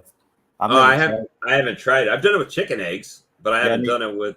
Yeah, I've done it with chicken eggs, but I've never, because a lot of the big companies that sell a lot of queens, they handle their sales to make sure that they're selling good sales to people that they're not giving them duds. Right. He said he did not check. He didn't check his. I haven't checked mine either. I just put them in there into the comb today, and I'll go back out in a day or so to see if I got a virgin queen running around in there. And, when are they supposed to hatch? Well, Amir thought they were supposed to hatch today or tomorrow, kind of thing. So we're gonna see. Oh, okay. He had them in an incubator. No, he had them in his finisher colony. Oh, okay. So usually, the one thing that I thought you had to keep bees on them the whole time. Like once you get your frame, they were in roller cages with cell protectors on them. Yeah. So is that how you do yours? Or no, you do walkaways pretty much? I've used them roller cages, yes. But a lot of people just let them, once they cap them, they'll pull them out and put them in the incubator. No bees or anything. They just, as long as they keep that temperature, because once they cap, they just have to have that warm temperature. The bees are just there mainly to keep them warm and stuff when they're in the hive. Now I do notice whenever you have like a swarm cell, I watch my swarm cells when I pull them out. Sometimes the bees will start chewing around the end to thin them out, help that queen get out. They know when she's gonna be ready to hatch out, and they kind of chew the wax away from the outside. Help her out a little bit, right? Yeah. But if you put them in an incubator, she has to do it all on her own. Usually leave them in. Okay. I think that's why some people get some that I forgot who it was, if it was Cayman or somebody. The queen will start to chew her way out and then she'll die. And I think maybe that's the reason. Maybe because it's too thick and she can't do it. She's weak. JCBZ cutlass. You see how much royal jelly in there, which is a good indicator. No, candling is basically you hold the cell up and put a light behind it, and you look through the cell itself, and you should be able to see something moving around there. Mm-hmm. You can hear the queen getting out, piping probably. But yeah, so I'm interested to see what happens with those. That I'm excited either way to see what happens. I'm actually thinking about moving. God, I this time of year is kind of one of those crucial times where I don't know. I don't want to lose those queens I got from Jose, right? So the thing is, do I just move them to a stronger colony and just make a nuke and like, here you go, and let her rip and run? And I would maybe do one or two of them. That way you can save you some stock. That way you can either breed off, graft off of them, or get sales off of them. That way you don't lose them. I still have about 14, some of them, and they're varying strength, right? Varying strength in them. So I still have about 14 of those going. Oh, he cages them on the last 2 days. So they should be coming out soon. But then again, I had them in my truck and underneath a hoodie to try to keep them warm. And I didn't run the AC on the way home. So maybe that'll help them out. We'll see. I haven't had real good luck with just cells, though, this year. And I see a ton of dragonflies flying around here now. Oh, really? Mm-hmm. I haven't seen too many yet. But usually in the middle of the summer, when we hit July, there's a ton of dragonflies around. July and August, you can't hardly get 50% of your queens to come back. I haven't had good luck with the queens this year as far as the cells. The cells hatch and the virgin queen flying out and coming back. Not at all. Yeah. I don't know that. I think I've gotten 2 out of all the ones I've done this year. So it was easier for me to make a split at a mated queen and let them go. And a nuke cost me $30, or something like that. Well, I'm fixing the graph within the next day or so. That's what I did today. I went in those big hives, and that's what I was mainly doing was moving my cap honey to the top. That way I can just grab it off the top when I'm ready to go extract it. And I found a frame out of each one of those bigger hives that I like, that the bees are calm and they produce really well. So I took a frame of eggs out of each colony and put them into another colony so they continue to feed them. Right. And that way I don't have to take off all them boxes again to get to them. They were eggs today, so in about 2 days they should be a larva. Amir said he'll come over and help me graft those super nukes, the ones that just exploded and growing like mad. So we might have to do a video on that when he comes over and we graft those out and see how they do. But he does it really smart. He doesn't make a starter finisher. He takes a queenless colony, a strong queenless colony, and does his graft and puts the grafting bar in there. That way the bees just start taking care of the queen cups because they don't have any queen, Yeah. And it seemed like it was pretty interesting. I got 6 mated queens from my first 30 grafts. I'm happy. Tripled my numbers. Hey, but you know what? The more Three Boys Bees, the more you practice it, from what I understand, the better you get, of knowing what you're looking at and what you need. And, just run with it. You'll get better. And then you'll have too many queens. You'll be like selling queens on Facebook and everywhere, trying to get rid of extra queens, or, hey, Bobby, or requeening colonies that aren't so good. And, you'll get it down, man, for sure. I've got the stuff. I just haven't tried it, just haven't spent the time to do it. What are you going to try to go into winter with? You're going to go with one box or 2 boxes? Well, everybody kind of talked me into going.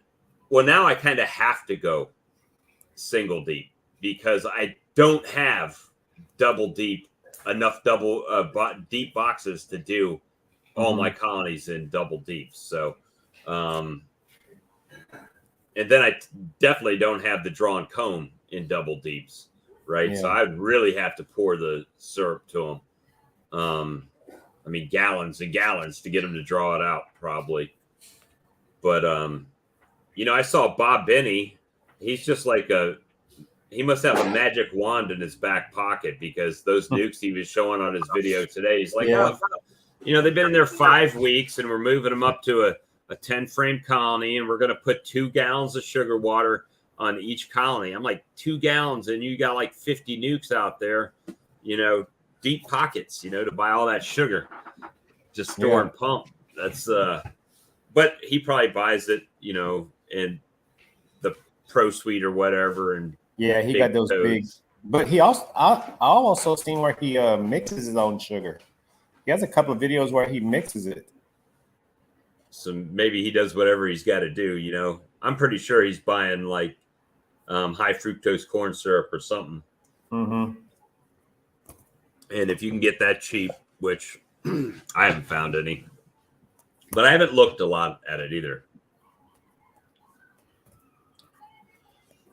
Let me see. Steve Bridger, I still haven't made any splits because the weather has been so crappy. My bees have been building slowly. I have collected 10 swarms from other areas. Yeah, some of my colonies are building.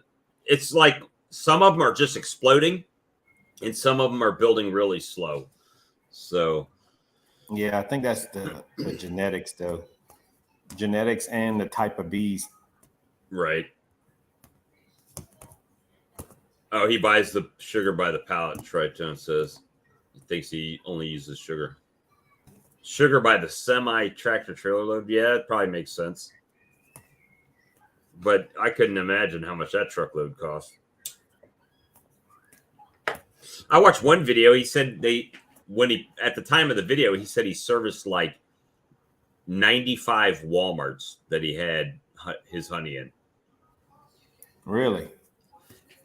And I'm thinking, that's awesome. And then I'm thinking, but how cheap do you have to sell it to Walmart to get it out there, Yeah, but don't most of them guys sell their honey like $2 to $4 a pound? Yeah, it's pretty cheap. Pretty cheap. No corn syrup. So he uses sucrose and he gets it in bags and mixes it as he needs it. I gotcha. How much is a bag of sucrose?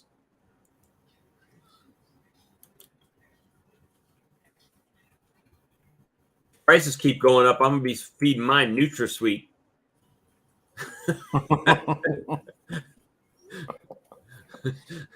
Gonna have to start. Let me see. Hey, there's Hale Hives.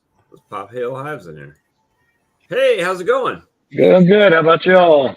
Doing well. Thank you for asking. Getting on a little late here. I know y'all been calling. I had nothing going on tonight, but oh, no worries. Appreciate you stopping in. Whoops. Hold on. Did I accident? I think I accidentally took you out. Still going?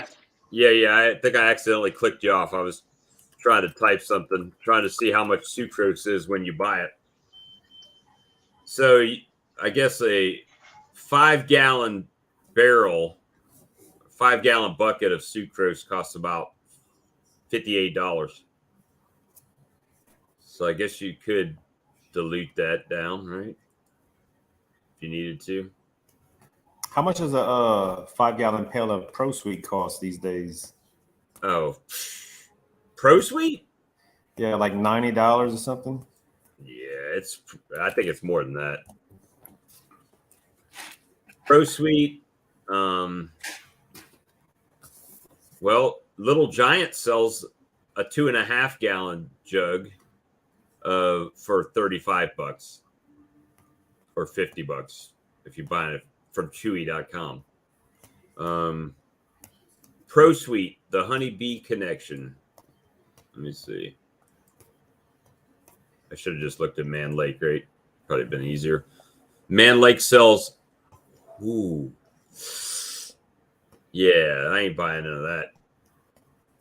So that looks like it's a 2.5-gallon jug of ProSweet is $80. Wow. Yep. That carry jug you're talking about? Yeah. $80, Dang. $79.95. And it's the size required 4-pack of 1 gallons is $80. Let's see, a 2.5-gallon jug is $47. A 5-gallon pail that you can only pick up in the store, which I don't live near Man Lake, is $82. $82 for 5 gallons. So I guess you could dilute that down, probably split it in half and make 10 gallons of 1-to-1. Yeah. So that's still $8 a gallon. You might as well feed them diesel. It's cheaper. It's cheaper. so I wanted to ask Brad a little bit too. He was talking about getting the slime out, and I was kind of worried about mine. Had put on one of the last couple streams we've been doing or whatever, putting it. I had that 5-stack high with the 22 queen cells or whatever showing up in one of them, and had to try to bring some things down. And I saw Brad had said that he had one slime out, and that's what I was worried about a little bit. So we've been extracting or whatever this weekend a little bit. I was the one I put up the 104 pounds out of 2 deeps. Well, there's one bucket out of 1 box. What was it say? 52 pounds. And there's the other bucket out of the other box at 41 pounds. Well, you can tell when you got it exactly at 5 gallons, should be right at 60 pounds. Right around 60. 5 gallons don't fit nicely in that bucket. We stop it at about 4.5. Otherwise, it gets a little too close to the top. So, like, you got to buy a 6-gallon bucket to put 5 gallons of honey in it. Yeah, exactly. So it's looking a little lighter this year than last year with the early draw, I guess. But that's a nice color. We'll take it. I think it's pretty attractive when you set up a table and you got different colors of honey, and people can grab what they want. But then they start asking a bunch of questions. You end up spending more time. Well, what's the difference between this honey and that honey? Different flowers. That's all I can tell you. No, the answer is $1.50 a pound. That's what the difference is. So Well, what's the difference between that solid honey? Oh, $2 a jar extra for the solid honey. Yeah, something like that. You know how much time I had to put into that? Did you make yours? No, this is the same stuff. This is just crystallized, and this was warmed up. I thought you had some cream honey there. No, this is just crystallized honey that you just take a knife and spread it on some, biscuits or whatever. Have you ever made cream honey? No, I haven't. That's too much work, man. I'm too lazy for that. My wife said she wants to try and whip some of the stuff that we've got this year, especially some of last year's crystallized stuff, to go ahead and try and whip it and make some cream honey out of it. So we'll see. What are you gonna whip it with? I guess a KitchenAid mixer. Okay. It's pretty much got the same attachment on it, I think. You can put that big whisk thing on it, and I guess that'll whip it up. The problem is getting it to stay in that consistency after it. Now, what type of extractor do you use? I bought a 8-frame radial Hilco. Okay. At the Hive Life conference last year, so I put it together this year. Worked really well. We had a little issue with it. I took a video I need to send to John Hill. John Hill's a great guy. I do business with him. I mean, he's a nice guy. But I talked to him when I was putting it together because the shaft was kind of slipping out and the little key that holds it into the motor. And he says, well, you can come in from the top and fix it. But when I bought from him this year too, 4 of these bags. So last year, one of the biggest pains was dealing with all the cappings after you're done. I got one of those Hive Butler extraction tanks, which really works really nice. But you're still left with all the cappings down there soaked up with honey. So this year I bought 4 little bags that you actually put in the extractor to fill up with cappings in it, and then you spin it around to get the honey out of it pretty good. But the extractor wouldn't spin as fast with those bags in it. So I didn't know if that was something with the extractor or not. I'll be real interested to see how the uncapping table that I got works, because it's got those trays with the holes in it and the cappings fall on it, and then the honey drips out of those into the bottom of the tank. And you got the same one as Lee, right? That steam uncapper? Yeah, I got the steam uncapper. Actually, that whole setup is the same as what I've got, the table and the steam uncapper. I saw Lee's little quick video on that, and that looks like just slice it right off. But well, he's already figured his out and set it all up and everything. I've got it set, but I don't have the steamer hooked up to the blades yet, and then the adjustment of the blades. So that's what I got to figure out, I guess. I'll have to do it this week. I think I'm going to do it this week. Who knows? If it's 100 degrees, I'm probably not going to do it this week. Where's a knife? What is the temperature supposed to be this week, by the way? Hot. Yeah. This is one of my new purchases this year, too. Is that the steam one, or is that just a? It's just a sharp German steel serrated blade. But the nice thing, I run all deeps. Right. So the little bent knife, that you get from in your kit that you usually buy with a kit, this little thing. Right. Yeah. I've got one of those. This works great for medium frames. You got enough room to saw back and forth. But when you got the deep frames, you got a lot. You want to have a little more room. So this is 14 inches of steel to go across it. And this actually worked really good this year. So that was a new purchase from last year. The only problem I had with the knife is it seemed like the blade got gummed up from the wax a lot. And, I mean, we do what we got to do to get the honey out, but it seemed like I damaged a lot of comb last year. It took a lot of time to fix. I find if I go from the bottom and start at the bottom and then hold it at an angle as you come up, right? That if you hold it too far flat against the wood and stuff, that's when the trailing edge of it gets some wax on it and you start digging gouges into a comb. Yeah. Yeah, that's kind of, and then I was using this thing, trying to use this thing right here for uncap. That's what I use right there. And how does that work? I like it. Yeah, I'm glad you like it. That's kind of what I've heard. Varying opinions on it. Exactly. You got to get used to the angle you got to hold it at, because that flat blade on it has to lay level against your comb when you're striking it across there. If you hold it at a different angle, it digs. And then I got this thing this year for any that I can't uncap with the steam uncapper. So I don't know. We'll try it out. I got one of everything, it seems like. Not like Lee. Lee's got like 3 of everything. I've just got like 1. I can't afford what you and Lee buy, man. Your bank account's bigger than mine. Not anymore. Mine ain't. If I don't sell some honey, it ain't gonna be that. Ain't gonna get regenerated. That uncapper that you're holding there, the best thing you can do when you got your frames is take a knife and get any burr comb on the edges off the frame, because the burr comb will actually get caught in those little forks, and it gouges in your wax as you drag it down. So take all the burr comb off your frame, off your wood part. Scrape it clean first before you go to scrape it clean, because any hard wax, instead of going through, it sticks in those little forks. I gotcha.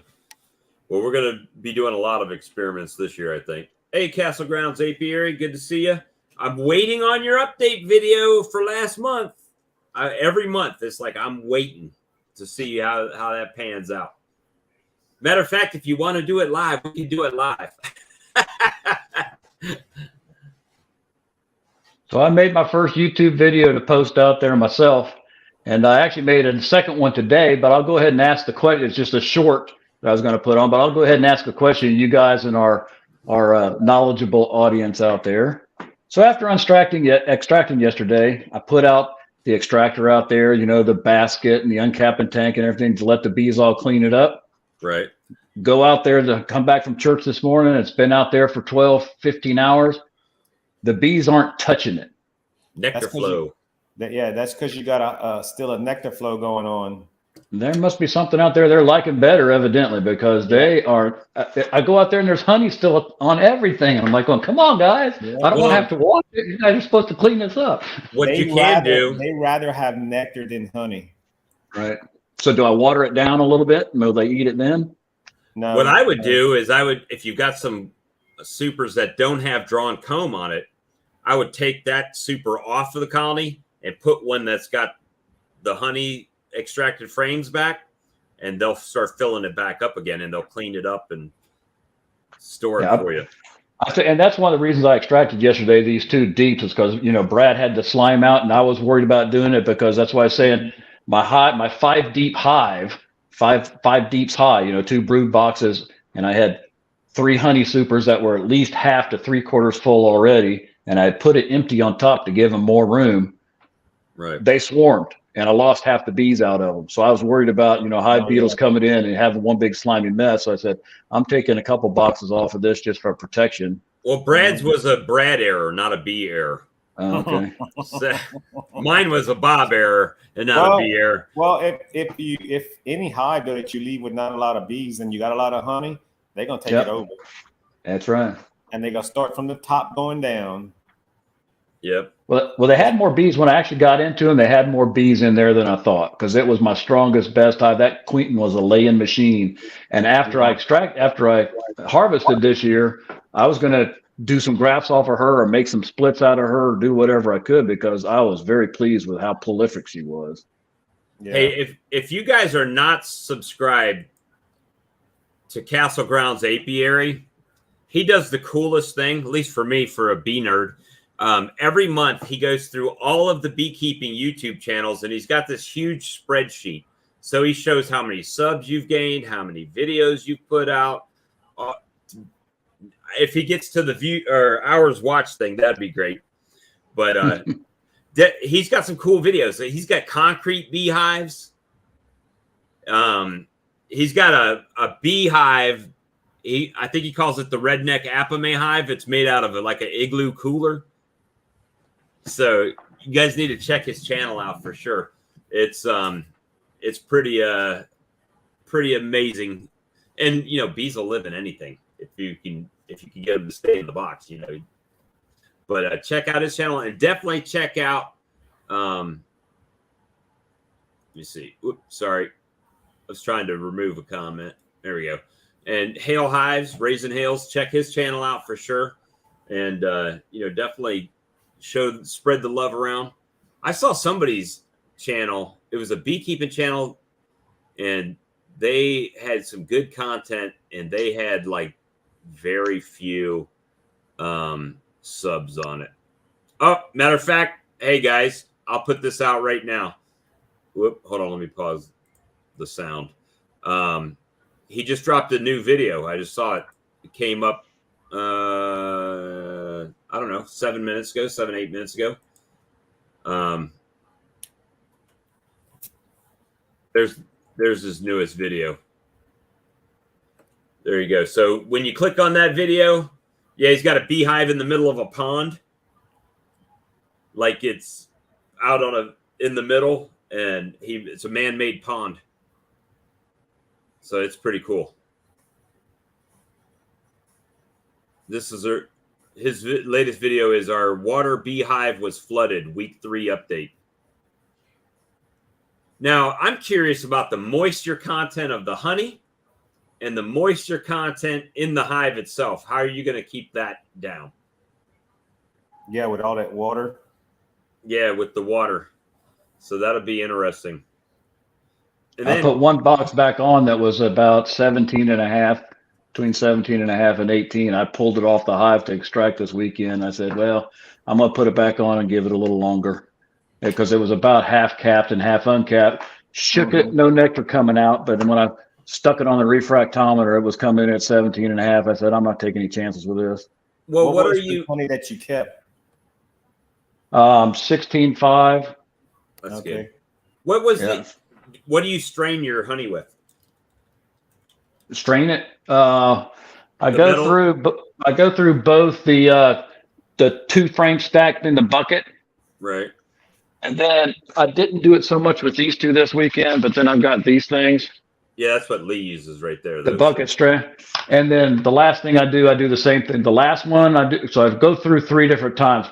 When it comes out of the extractor, it goes through the stainless steel sieves. Right. Then I usually go through another bucket that has at least that's why I was saying the other night, this 200 micron one, too thin unless you got hot honey. Otherwise, it just sits here. I usually go through like the 400 and then the paint strainer bucket nylon mesh thing too into the last bucket before I bottle up. The other thing you could do, what I've done in the past, if my moisture content was a little bit too high in the honey, I took a 5-gallon paint strainer and put it over top to keep stuff from falling in it, like from the room, the environment, and then you can just take a fan and blow a fan over the top of it, and that'll dehydrate it down too. So, well, what I've always heard from most other people is, once you take it out of the comb, dehydrating it gets exponentially more difficult. You need to leave it in the combs, in the boxes or whatever, in a hot house or whatever, in order to really do any good. Or blow a fan through the boxes too. Yeah. That'll work as well. Yeah, and usually once I pull it out, of course, I put it in a bucket. And as you can see behind me, the buckets have all got lids on them and everything. So, hey, Dry Cut, I'll send you my address so you can mail that out, because I know I was one of the 100 winners for your 100 subs. And I'm just poking. I use those same buckets that you got behind you. I got some of those Made Right buckets. Yes, so the measure ones. I like them because you can see. So if you use the 1 gallon on there, if you put 1 gallon of pollen sub in there, it'll make 10 pounds of pollen patties at 1 gallon. Oh, to mix up. Mm-hmm. Well, I bought the 40-pound box of Ultra Bees or whatever this year, and I still got about 30 pounds of it left. Yeah. Well, my thing is I use the bag pollen sub, so I can make small batches at a time, just as I need them. Put them in Ziploc in the freezer and let them go. That's what I do. I bought a 50-pound bag of the dry sub. Mm-hmm. But what I have to figure out is a way to keep it from drying out. It will dry out here. If even using oil or vegetable oil in it or something like that, it still dries out. So I put some this year because I saw the Canadian beekeeper. He uses corn syrup, and I put that in it this time, and I find it stays a lot more moist in it. instead of mixing. I used to mix it with honey, Right. honey and sugar. But now I started putting the corn syrup, and I noticed that because I have it in a bucket and I keep it in the refrigerator, and it's staying pretty moist. All right. I'll try that next time I make some. I still got some left from the last time. Do you have vegetable oil? I've seen several people say they put a small amount of vegetable oil in it to help keep it moist too. Yeah, I did put vegetable oil in it last time I made it, but it's still, if they don't eat it really quick, it'll dry out and turn into like just a hard slab of pollen sub. But you can always add some water to it or something and re-soften it up. But it's just a little bit of a pain in the behind. If you use the deal about the honey and the corn syrup, honey and corn syrup, they both absorb moisture. So when it's in the hive, it's really trying to absorb moisture out of the air, so it keeps itself, where water just evaporates out of your pollen patty. But if you mix honey in it, because even if you leave your bucket of your honey open and you check your moisture content and you leave it open overnight, you go back the next day and check it, it'll have risen. Yep. Because honey absorbs moisture. Yeah, you just bought regular old what kind of syrup did you buy? I'm almost positive it's corn syrup. Just like Karo syrup? Yeah, a Karo syrup. That's what it is. Karo syrup. Yeah. All right. Maybe I'll try to add some of that. How much did you add? Do you remember? No, I just did it. Or something? I was just doing it by the texture, the feel of the texture of it. Right, that's kind of how I do it. I basically didn't hardly add any water. It was mostly just pollen sub, honey, and that Karo syrup. Okay. I'll have to check that out. I'll have to try that this time. But yeah, so I mean, this week will be interesting for sure. My thing is, it'll be my luck. I'll pull all my supers off, and then the flow will still be going, and then I'll be catching bees out of trees, right? So I got on here a little late, Bob. How were your two framers doing?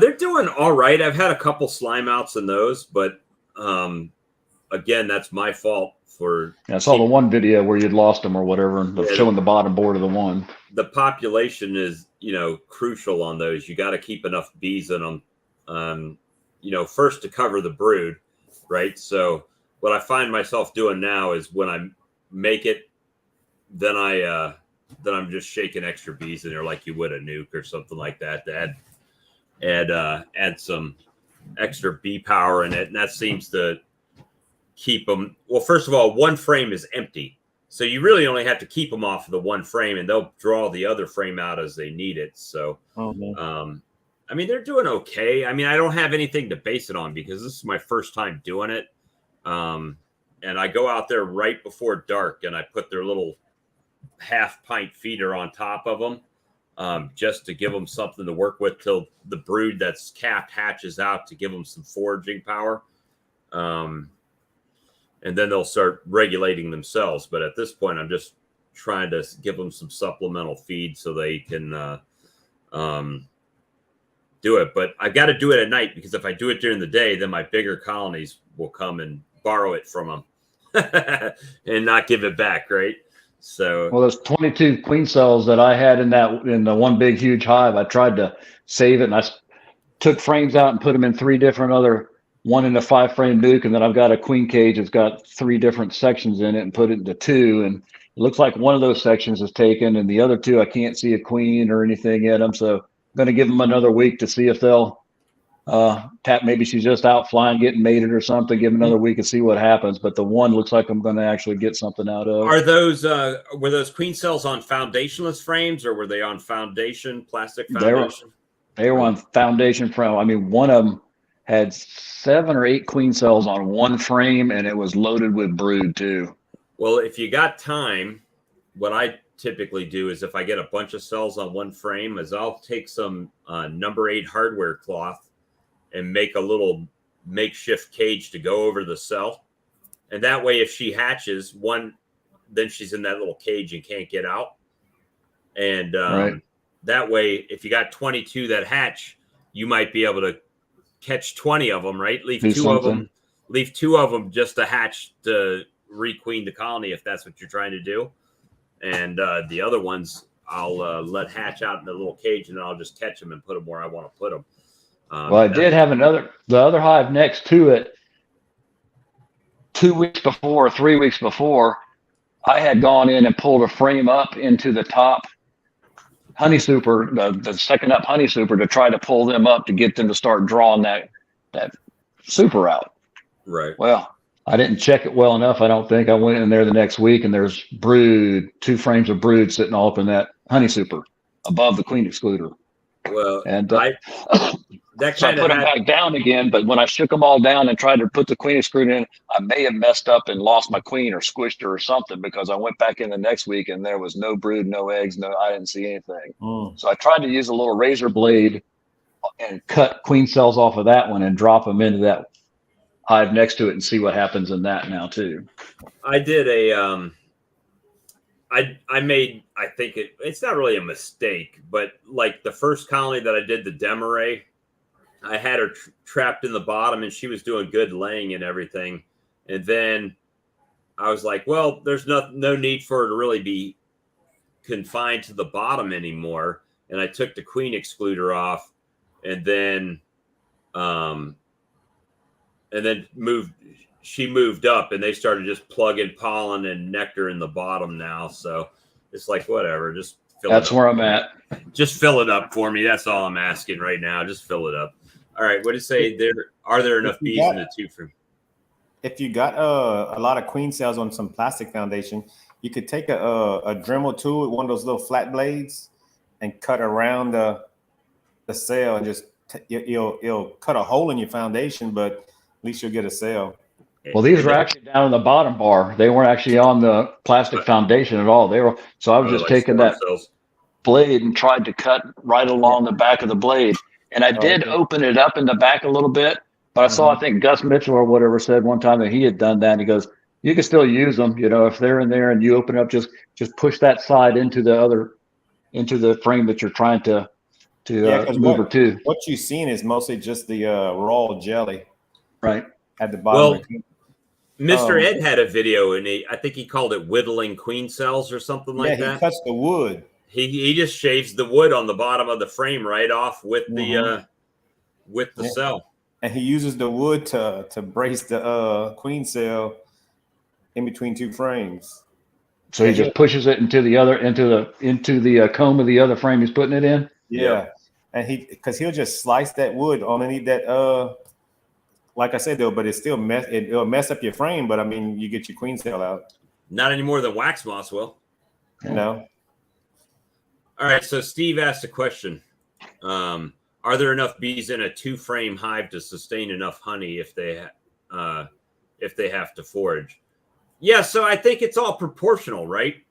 If it's a small colony, they don't need a lot of food, so they don't need a large foraging force to be out there. So the main thing for me was getting them to the point to where the brood that I put in there originally with the bees, right? Once the brood hatches, well, then those nurse bees are going to graduate. I call it graduation day, when they graduate and they become foragers and start doing other jobs.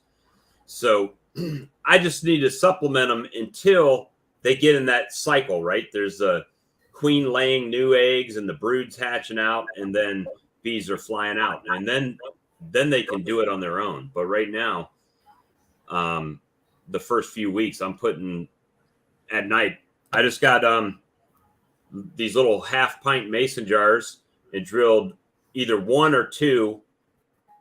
I started doing 2 and then I went to 1 for some reason, but 1/16 of an inch drill holes in it. And then when you flip it over, it just vacuums it. I thought about using the plastic, but then if you don't get a good plastic bottle, like a water bottle, is too soft, I think. Yeah. See, I was using those plastic bottles on my Pro Nukes, and that's the problem I was having. If they're in the sun, the plastic lets the bottle collapse too much, and it drips. It just steady drips. You have to get something like a Smart a water Gatorade bottle. or something like that. Yeah, something with strong plastic on it. And but Castle Ground said his best hive this year was a 2-frame starter last year. And I find that I still found that my best queens have been queens that my bees have raised themselves, like you did with your cells, and moved the frame or whatever. My best queens by far have been the ones that they've selected the eggs, they've made the cell, and and they dedicated that's going to be a queen, and they feed it like crazy. Those have been my best producing queens. They say the best cell is the super procedure cell, where they make a cell and the queen goes lay an egg in it. So I mean, right, and then they just monitor it themselves, right? Yeah, those have been my best ones, because they don't make a whole bunch of emergency cells. They're just actually, because she's still there, so they're not like in a panic of making a whole bunch. They usually just make a couple super procedure cells. So they most of those raw jelly. Most of those swarm cells start out. I mean, they're queen cups that were empty for who knows how long before they actually got laid in anyway, right? Right. Yeah. Well, if they're in mine, when I go through, I crush them all. I just wish I was. I wanted her to lay 40 or 22 queen cells, but I just wasn't ready for them at that particular time to take advantage of it. Daisy says swarm cells are the best. So I've used, that's all I've used this year so far is swarm cells. Really just take the whole frame and move it? Yeah, I take the whole frame and move it. Now, I haven't had any swarm cells because I've in the early spring, I kept them, my colonies kind of weak. I set them back, right, by making splits and stuff like that. So I haven't had that issue yet. But when I do, now I've got these 2 framers. I'm just going to carry the whole frame over there and drop it down in there with a blank and let them do. It's just a matter of keeping enough food on them, because as that brood's hatching, they're eating the resources that are in there that are stored. So it's definitely a little bit trickier than I thought it was going to be. It's definitely, to me, not the barnyard bees. Oh, just put a frame in there, and 3 weeks later you'll have a queen in there, and then it's going to do. Which maybe that works for him, and he's a little bit further north than I am. So does he? He's got 400 of those little 2 framers sitting out in his backyard too. Yeah, I've got 30 of them. So you never know how many of his actually don't make it, right? That doesn't make it in the video. That's what I'm saying. He's got a bunch of them. The numbers. And he starts out. What I think helps is with a completely empty frame with just a starter strip. So they don't even have to guard that frame until they're ready for it. Where if you stick a plastic foundation, some bees will always hang out on that plastic foundation. They're not over there on the comb where they should be. Right. Oh, I did do some foundationless, but I don't use a starter strip. I just tear off I don't have one here. Oh, the little wood strip. I just tear the wood strip off, or pop it off, cut it off, and then take the wood strip and stand it straight up in the groove at the top. I glue it in there, right, and then just coat that edge in wax and hang it in there, and they'll start drawing from it, no problems. So, but I think that's how he gets away with it, because they're only on the live comb that's actually with bees on it, or eggs or whatnot. So you can let them crowd a box on purpose and get lots of swarm cells. Just have to watch them. Yep. Well, those nukes that I put in, I don't know, a month and a half ago now. When I look at the video, it says a month ago, so I can't determine if it was a month and a half ago or not. I actually have to go to the date that I put it up. But every frame in those nukes that I put in had swarm cells on them when I got them. And I crushed them all and put those bees in there, and they absolutely just exploded. It was pretty crazy. Pretty crazy on that one. Yeah, I watched mine, Pete, go right to the trees. They got crowded in there and they took off. Yeah, they don't let you know too much. I mean, I was in there. I put an extra box on them on Saturday and came home Sunday, and there was half the traffic going in and out. Did you checkerboard frames up to the top box too? I did that on the well. What I was doing too was taking that full heavy 10 frame box of honey, and I was pushing it up and under supering with the empty so they'd have room right above the brood chamber. And man, when you get 5 deeps high on top of a 24-inch stand at the bottom, you're on a stepladder trying to lift 80 pounds up to the top floor of that high rise, you know? Right.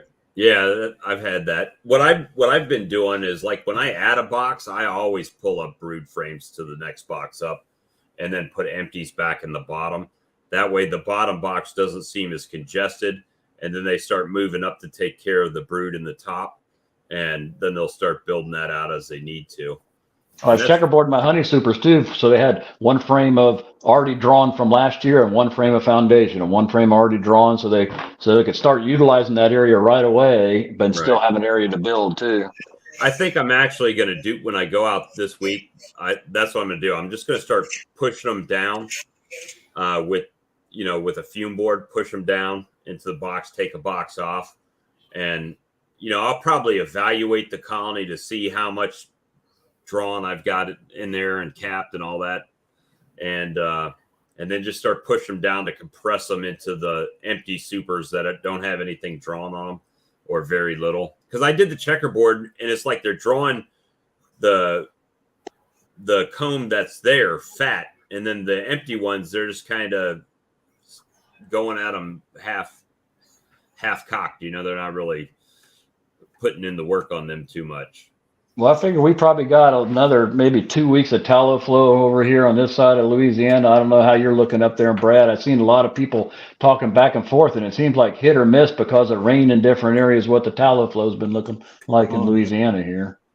Yeah, it slowed it down the last like 3 days because we had like 2 days of rain. But today they were back at it again. So I saw somebody said that they saw it bloom and the bees never touched them, and they're passing it up, going to try and find something else. I'm like going, whoa. Well, the funny thing is, it's saying for us here, the tallow, where is it? I don't even see it on this list anymore. I know it was here. Let me see.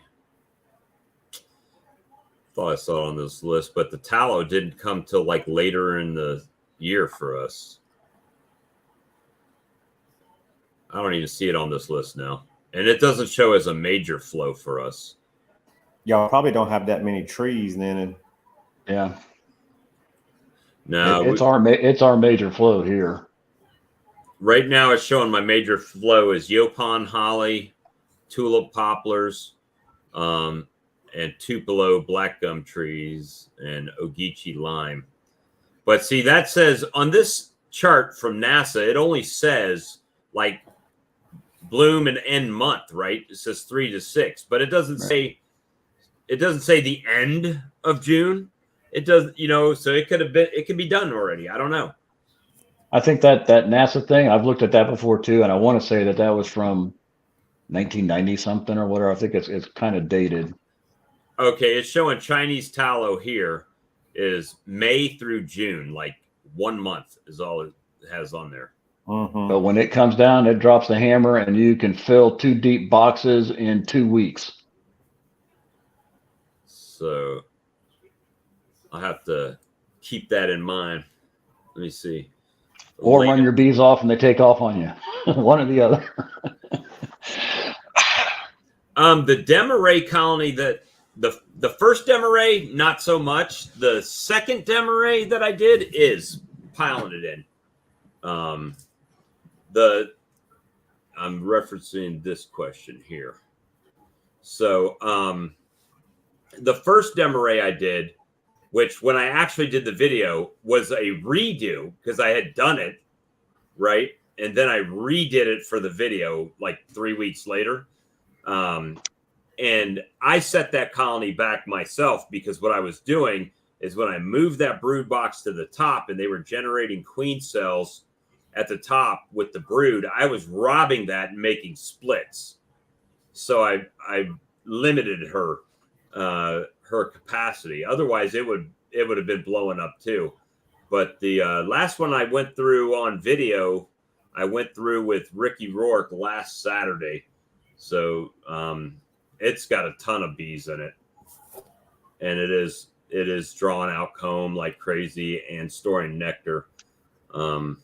They're just not, they haven't capped a lot of it, which is the only thing. But when I did that demo ray on that colony, it had 9 frames of capped brood in the bottom box.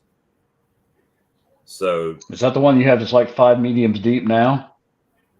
That's the one right next to it. It's got like, I think, I don't know, 2 or 3. Let me see. Let me look over here. I got to look at my own YouTube. See, that's why I do YouTube, guys. All this is fun, but I do YouTube so I can check when I did things. It's like your record. It's your record keeping tool, isn't it? For sure. I definitely no paper records, all digital records. That's what you have. Digital beekeeping, and it's stored in the cloud. Bad thing is I do so many videos that like between Tuesday and the next week it could be like 12, 24 videos back. 8 days ago. Working, let me see, how many bees does that have on the, of course, I don't want to see my own commercials. Skip that ad. Let's see. Get to the colony. Let me go back. There it is. It's got a deep and 2 mediums on it right now. And, she had about 6 frames in the bottom. She had been drawn out and laid, and she had 9 frames of brood in the top. But I took one of those frames and moved it to the bottom. So yeah, it's blowing up. And that's one that all I did was I did it by the book. I went in and crushed the cells every week to keep from generating queens, because I had that in the spring. I was robbing them all out, which is great. However, you got to think there's a lag time between the 1 frame of the brood hatching, the new comb being drawn out. So it does give a brood break in the bottom. But yeah, that colony is exploding. And the one right next to it has like 4 supers on it, 4 or 5 supers on it now. And they're doing a good job of drawing it out, but we'll see. We'll see how it goes. I only came in out of winter with 12 colonies, so I wasn't expecting a real huge crop this year, but those were nukes 6 weeks ago or something like that. So they're going crazy. Well, I'm sure you'd be doing a lot better if you just had a bee suit with some Velcro in the pockets. I know. Oh, don't get me started. You're going to get me going about that suit. And I don't even wear it that much anymore. Now I'm going veil and gloves or, something like that most of the time. But I got 8 up yesterday. I'll tell you, usually, when the bees, they're protecting their honey, they get a little pissy when you're trying to go into them. So I was going to suit up, but, I was trying to be like all you guys, big YouTube video guys, and sit there and go out there. And so I had one of those cowboy hat veils or whatever on and no gloves. And once one of them started tagging me, under the pit and twice on the arm. And I was just like, hello, we got to do something about this. That was when you was pulling honey? Yeah. Yeah, I got a whole suit that I wear when I pull honey because they don't like it. Well, I was putting on the fume board to start with, so I was pushing them down, and like I said, I had under supered, so I had that huge heavy box. I'm standing on a 6-foot step ladder up there trying to get that box off the top of that thing, and so that it actually worked pretty good while I was moving honey. But then when I was moving it empty back to another hive and that type of thing, that's when they all started going a little nuts on me. Mm-hmm. The Mad Mort said, "How many hives do you want, Bob?" Well, if you would have asked me that in the spring, I would have said probably 35 to 40. Right now I'm at 30, I think 37, not including my 2 framers. So And so is that still your goal? It's amazing how one season changes your outlook, your perspective a little bit sometimes, doesn't it? Yeah, that's the thing is that things have kind of changed this year. I sold 4 nukes, and I've sold probably 75 queens out of the yard. So things have changed a little bit this year from where I was started the season, what was in my mind of what I wanted to do. And then it just kind of morphed into, kind of being the guy that people in the area could come get a queen from or something like that. So yeah, things changed a little bit, but it's all good. We just let the bees tell me how many I need to have, I guess, at this point.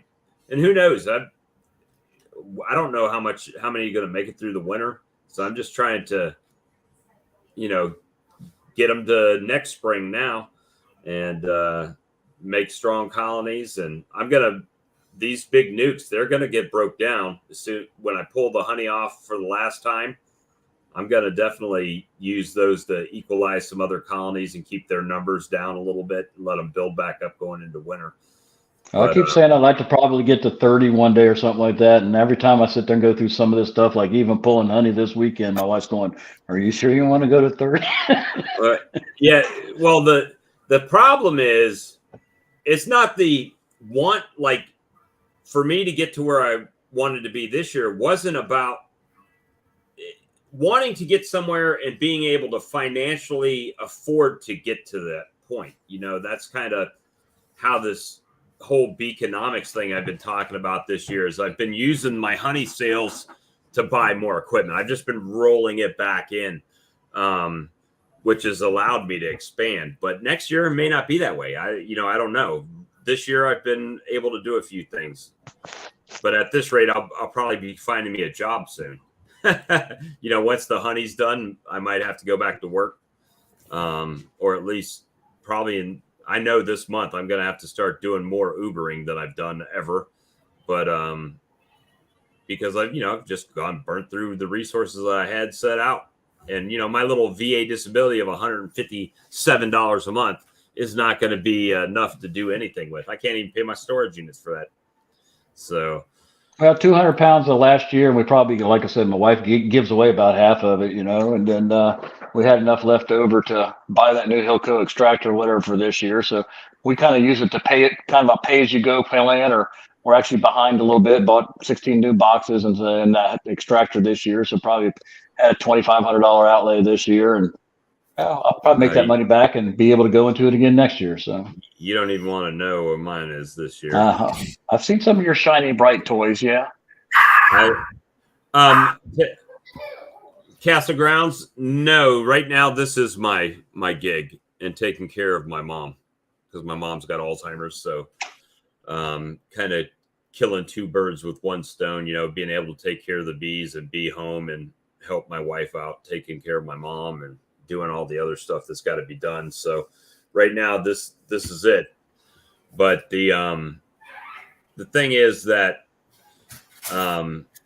this year got out of control easy for me. It was too easy. I bought in one shot, over a 2-week period, I bought 25 deeps, 50 mediums, six cases of deep frames. I bought enough deep frames for the 25 supers I bought. Then I had to go back or the deep boxes. Then I had to go back and buy more tops and bottoms, baseboards and lids. And then I ordered my extracting equipment. And so, yeah, it's very, it's easy to get in. Now, knock on wood, I haven't used my credit cards at all for any of that. And, so everything I've got is paid for. If everything died today, then I'm swarm catching, you know what I mean? To get some bees back. But hopefully that won't happen. But worst case scenario, if that does happen, I've still got the equipment to use, So it's paid for, with the bees have paid for it. So, and Brad's going to open up that farmer's market stand off his road down there. I saw his garden was doing pretty good, still looking good. Oh yeah. Yeah, we finished with all the potatoes, and we starting with the tomatoes now. Are starting to ripen. Tomatoes coming in, summer squash. Yeah, we done already picked most of our squash, and when it starts getting hot, the plants start dying back. They start getting disease from all the moisture and stuff. So I just get those vine borers getting in there. Yeah, my mother-in-law across the street, she'll do all the cooking down and canning and stuff. I'm speaking of about full-time beekeeping. I'll tell you what helped me more than anything when I scraped together and started buying queens in bulk. You don't make a lot per queen. You really don't. Because if you're buying 25 at a time, like I was, it was costing me $700. They were giving me 26. They were giving me a 26 queen for free, right? So I would take that 26 queen and make a nuke and let the nuke start growing up. And then I would sell the nuke. So that free queen would make me $200. And so that helped out. And the queen sells himself because nobody else here was having them. And Blythewood Bee Company was giving them my number. If somebody called them asking for a queen, well, they would give them my number. They would call me and they would come buy queens from me. So I was making $12 a queen. I was selling them for 40 because I'm just a onesie twosie guys. You're not going to order 25 queens for me, right? So in that, selling those queens actually paid for the queens that I was using to requeen colonies and stuff. So, that helped me expand. That was the other part with the bees. Otherwise, if I would have expanded from 12 to where I am now, I would have a bunch of really weak colonies and, probably not pull any honey this year. But I'm still able to get some honey. And next year, hopefully it's better than this year. And, like everybody wants it to be better the next year. But I'm just getting to the point now that maybe if I can get the 2-frame nuke started early next year and get some queens and a 2-frame colony, 2 frames of brood, right? Then I can move that to nukes. Then maybe I can sell 30 nukes instead of selling 4 or 5 nukes. Mm-hmm. And then there should be a big flip in the amount of money coming in.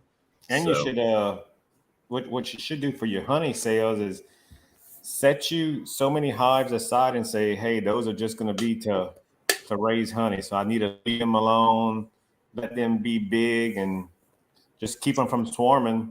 Well, that's now I got about 7 hives that I didn't touch them, and they're huge. And I didn't pull all the ones that I pulled from to make them nukes and stuff. You can tell. I mean, they're down with only like 1 super, 2 supers.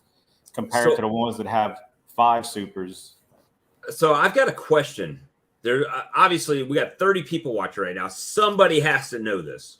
Strawberries.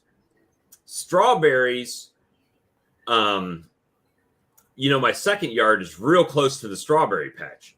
The strawberries here, it says their months are December to May.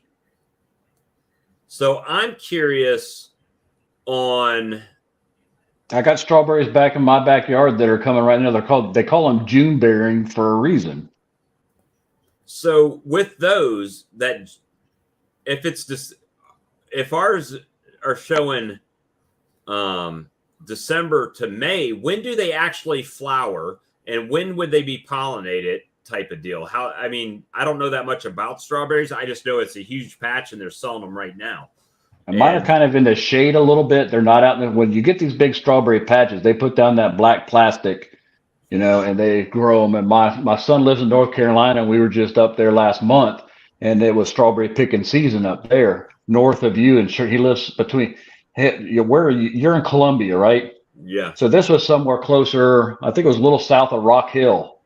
Is where the farm that we went to pick strawberries just last month. So they were coming in up there, but mine are kind of in the shade, in a shadier area here. There's some of them out there with blossoms on them still right now. Now, most of the blossoms are gone, but they're called June bearing strawberries, and the berries are starting to come out right now. Yeah, we've got berries coming out, but what I was thinking, if it was December, if that's when they started budding and needed pollination and stuff, then I would move my whole yard in December to the walnut grove, or not the walnut, chestnut grove over there, and let them just hit the strawberries hard. Yeah, but I don't think they're pollinating in December. That's probably more like March, April, May, right?